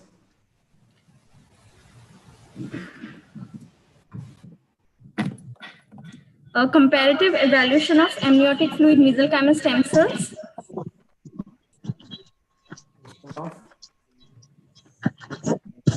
Amniotic fluid mesenchymal stem cells. And authored by?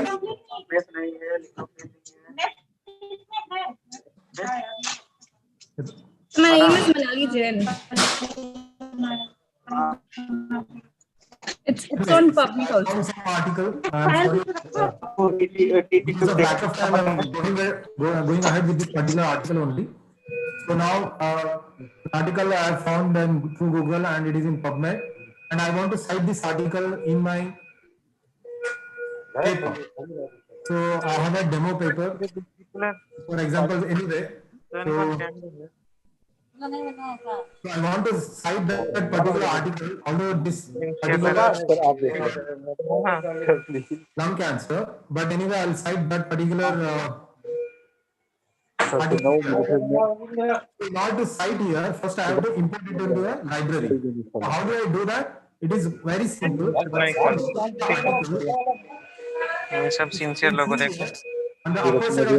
Just one word, people who are not speaking, can you mute yourself? Can you please mute yourself? Who are not answering or speaking? Yeah. Yeah. Okay. So just right side of the address bar where you type or search There you can see a document, a white colored logo has been formed there, image. It's looking like, so it's giving an option, it's saying save to Zotero. So I can save it to Zotero. For that, so if I want to save it, it is not getting saved. So for it to get into our library, so it's giving a warning. Is your Zotero running? So for that, I have to first open the Zotero application. So I'll just open the Zotero application.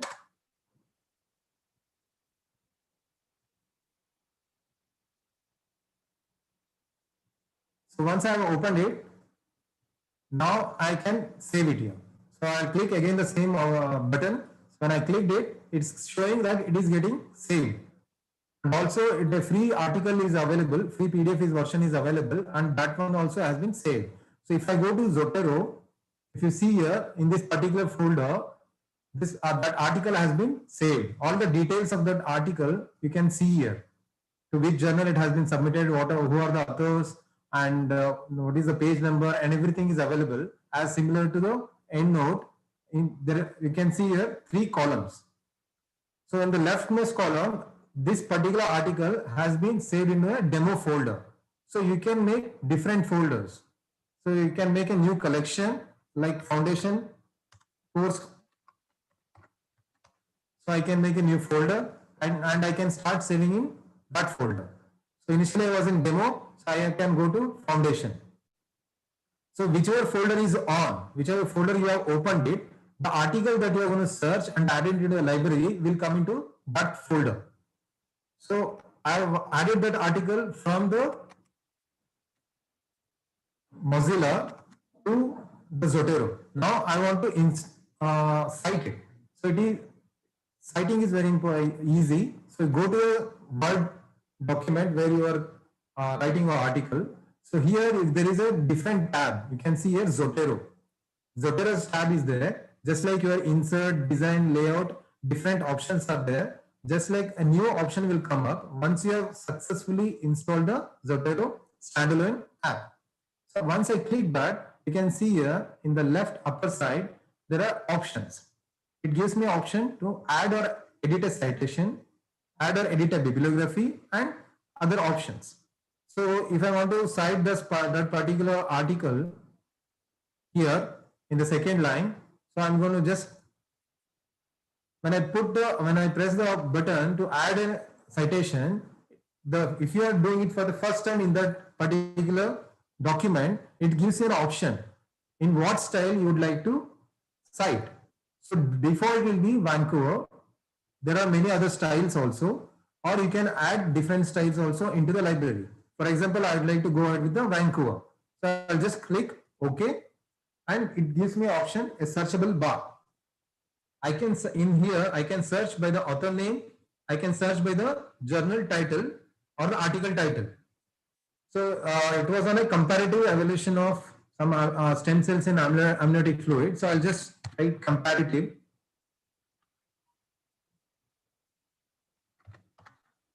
It is not coming. Okay. So yeah, it is coming. So any keyword within the title of the article or the authors or the journal. So I have just typed amni, which is for amniotic fluid, and it is showing it is there in the library. So I'll just click. If I'm adding few more or only the one article, here I'm going to add only one article. So I've searched it, located it, and I'll press the enter. So it automatically gets inserted here. Can you make out? It is inserted here. It has given a number 1. So similarly, I would like to add few more references which are there in my library. For example, as I told you, this article is on lung cancer on tyrosine kinase inhibitors treatment. So I can search for cell-free EGFR mutation status. So I'm getting different articles.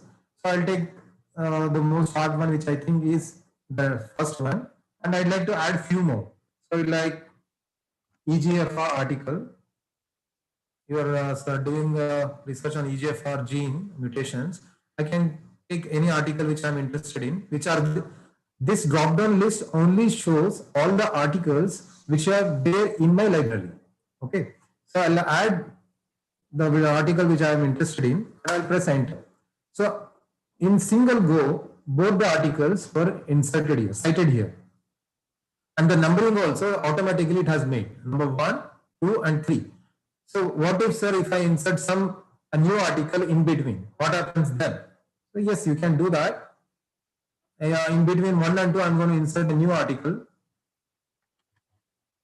I'm interested in the ALK gene, so I'm going to insert that ALK gene there. So now automatically that particular insertion has taken the number of 2. Reference has taken the number of 2, and what initially was 2 and 3 has become 3 and 4. So it is very easy once you have prepared a library. So if this is about inserting a reference, now I'll tell you about how to insert a bibliography. So you go to a fresh page.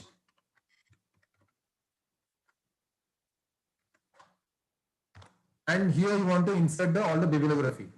So here in the second option, in the top side, so it gives there is a button to add or edit the bibliography. So I'm just going to press it. So in this document, I had added 4 citations, and all of them you can see here. Okay, it's easy as that. So if I want to delete any one of them now, you had sent it for a reviewer, or you had sent it for your guide or your peer reviewer. So they have suggested some corrections or deleted this particular paragraph itself. They have asked you to take out this particular line only. So which contains one of the references. How to do it? So you just have to delete that, but the numbers have not changed, right? And still it is showing 4 references while it is only 3. If you actually see it. So what you have to do is you just have to put a refresh button. So there is a refresh button here. So once you press the refresh button, it's going to refresh it. So you can see here from 4, it has become 3 references. And the numbering is also has been corrected automatically. 1, 2, and 3. What was initially 2 has been removed by yourself, and you have just refresh the page. So this is how simple it is.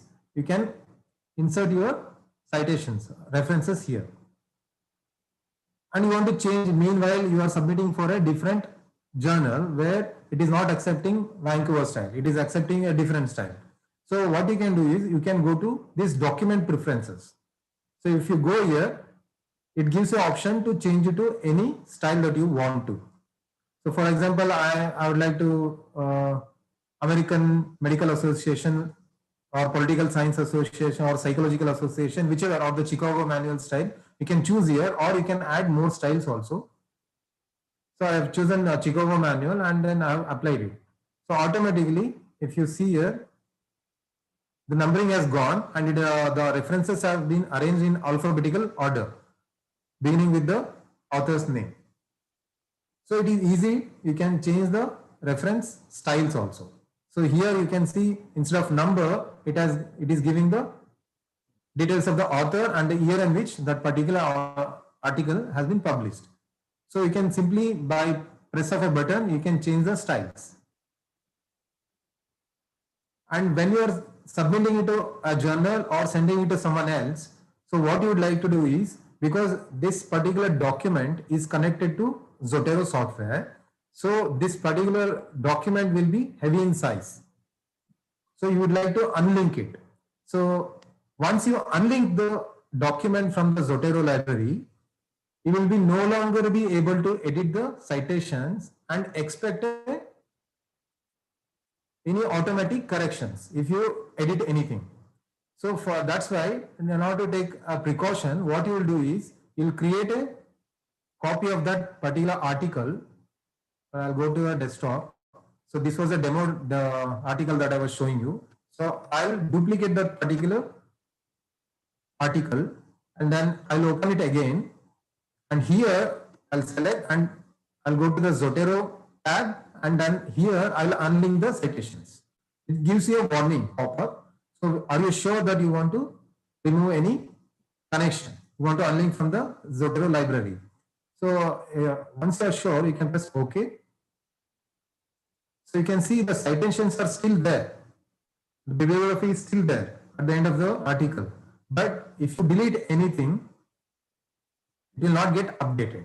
If I, for example, I am deleting these articles and I am putting refresh, it's saying you must insert a citation. Although there are already citations inserted, right? So that is that happens when you unlink the citation. So that you may have to do while you submitting to any journal. So this is about citing and unlinking the document from the Zotero library. So I'll go back to the just a minute. I'll go back to this Zotero software as such. Here you can see 3 columns as you can see as you used to see in the EndNote, and here you can make different folders, and also the data is available. And it also there is a blue dot here. It shows that now article is available. The PDF is available, and you just have to click it, and it will open the PDF. So you can read the PDF from here only. You can read that particular PDF from here only. So you don't have to navigate to the folder where in the computer it has been saved. If it is not available, the blue dot will not be there in the attachment. So this is about adding a reference into the Zotero library. So for example, you want to add some newspaper clipping or a book chapter, which you are not able to search it in the Google, or a particular page number. So what you can do is you can add that manually also by adding a add items by. So yeah, this is how you can add from the software itself. Either you insert the DOI number, PMID, or the ISBN number. If you insert it, automatically that particular article will come into the library. For example, I'll open this article, and the PMID is this. I'll copy this PMID. I'll go to this add items here and enter. So it has searched that particular article and has come into the library system. Or you want to manually add something. So here it gives an option, the plus symbol. There is a drop down option. So if you want to add a book section, newspaper article, or other things like artwork, audio, whatever things that you want to add. So if, for example, I want to add book section. So it gives me an option on the right hand side on the column. You have to insert manually from the details from the title to the author's page number, ISBN number, everything you have to insert it manually. It's a very one-time effort, but once it is into the system, so you can use it anyhow you like to in your document. So you can add documents manually or through PMID or the ISBN number, or using the browser as I shown you here from here. So this is about adding one article. For example, I'll come across many articles. How to add many articles in one go. So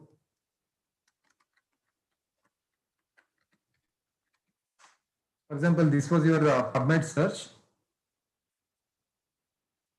I think that it's down.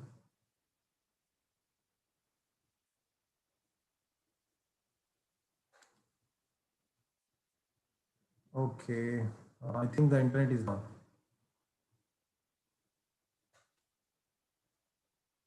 Can anyone confirm that I am audible? Yes, sir.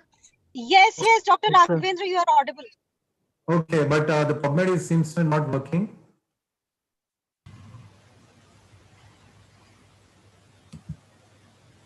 Here.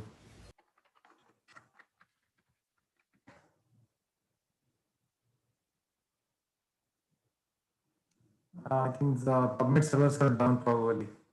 So you can add the entire collection itself. Instead of a document sign here, you will get a folder sign where you can add the entire folder. So I can show it in my PowerPoint presentation.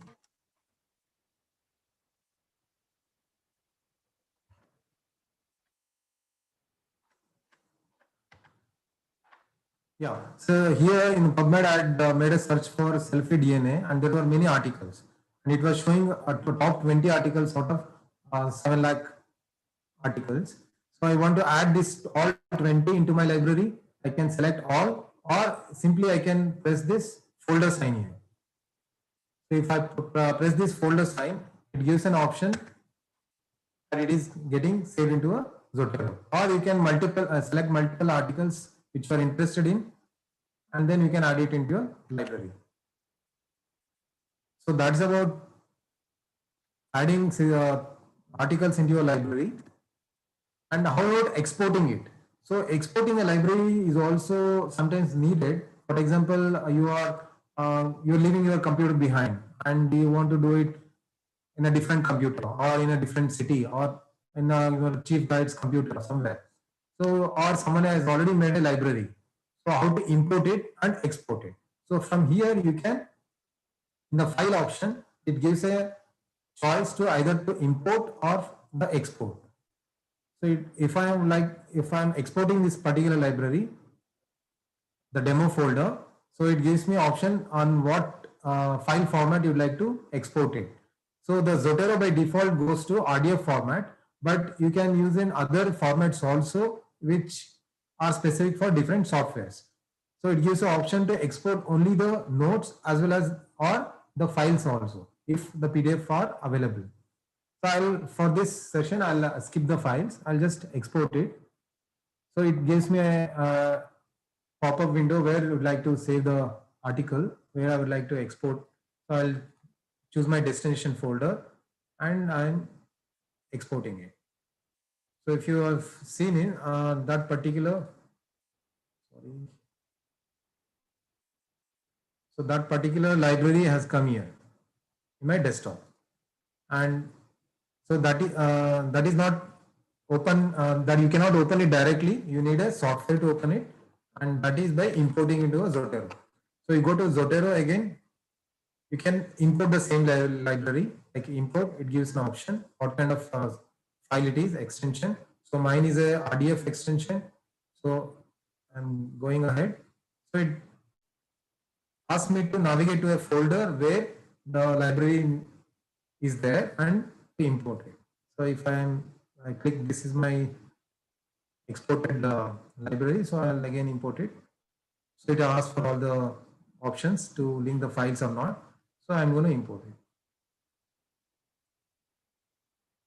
So a new folder has been made as my library. So this is how you can do exporting and importing. And one of the unique advantages of Zotero is that if you are using Google Docs, if you rely on Google Docs more,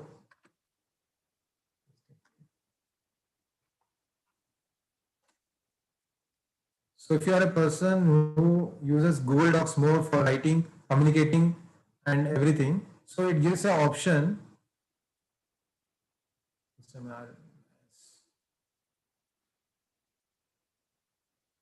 For example, I'd like to create a new Google Doc.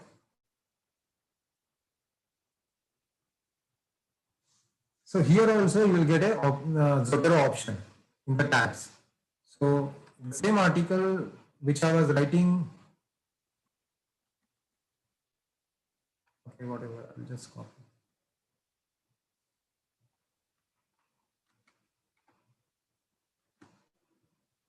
So Google Docs, as you might be knowing, that it gives a real-time collaboration. Other people can also work on the same article, same document in real time.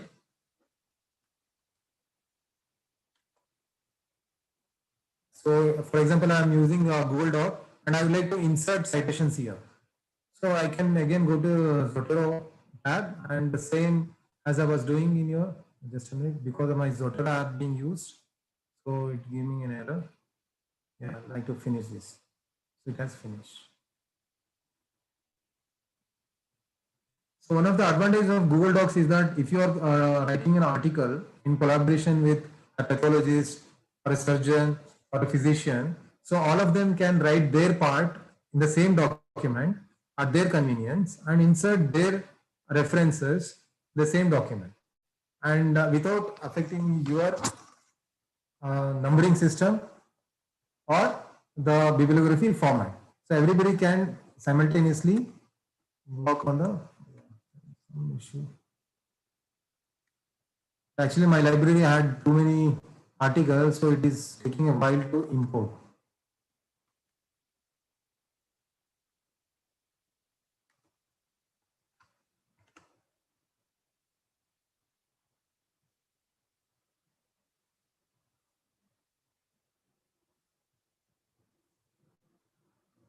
So I have to reload this. Yeah. So I have to reopen the Zotero. Permission. So here, from here again, in Google Doc, I can add documents.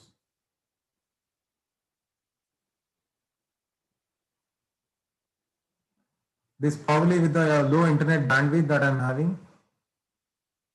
Otherwise, it's quite quick as you work in a normal Microsoft Word document.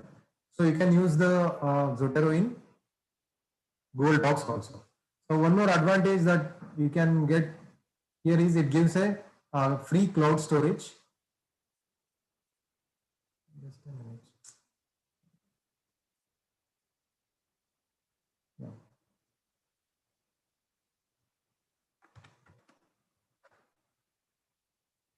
So it gives a option of free cloud storage. So you have to register into their system. So I've already registered.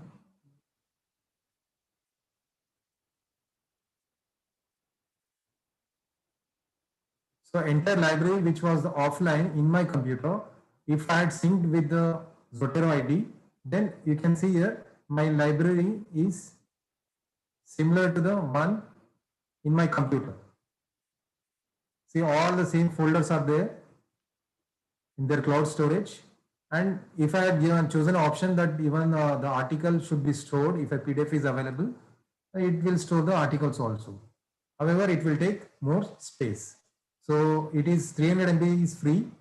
That is more than enough for your, like I'm using it for last 10 years and my folder is not, my Zotero account is not full yet.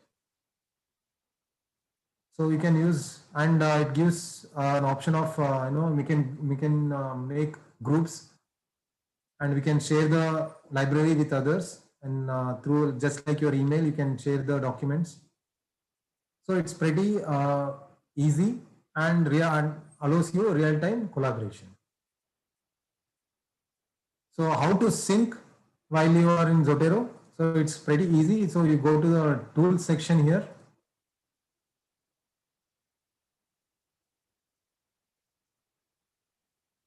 Okay, so here there is a refresh button to sync, and as well as in the edit there is a preferences. In the preferences there is an option for to sync. Here you need to use your email ID which you had used for logging in.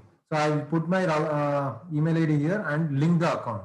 So when I press sync here, automatically it gets synced with the cloud storage.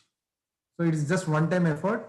So once you have done it, now you can just press this refresh button here and now it gets refreshed and synced into your cloud storage. So is there any questions?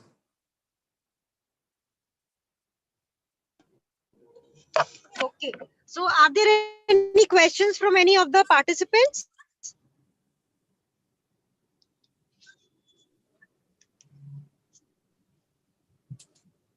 So what we have told you today is the two forms of two softwares, that is EndNote and Zotero.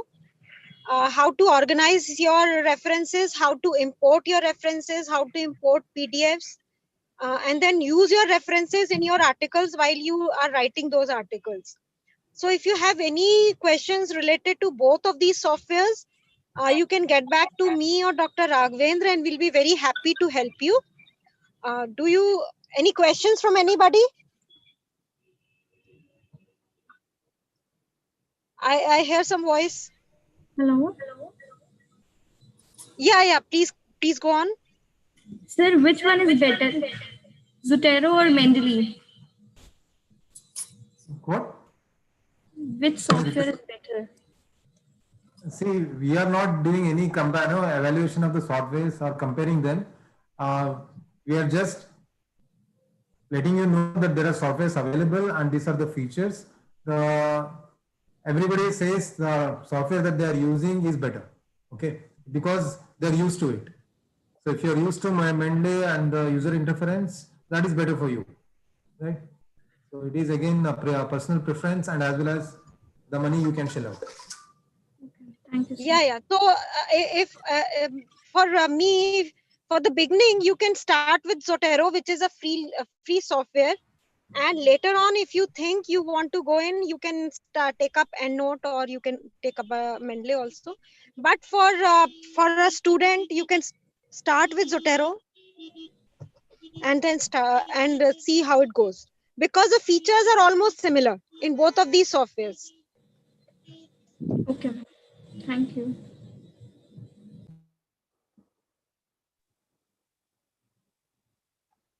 Vinita, if there aren't any more questions, should we end for the day?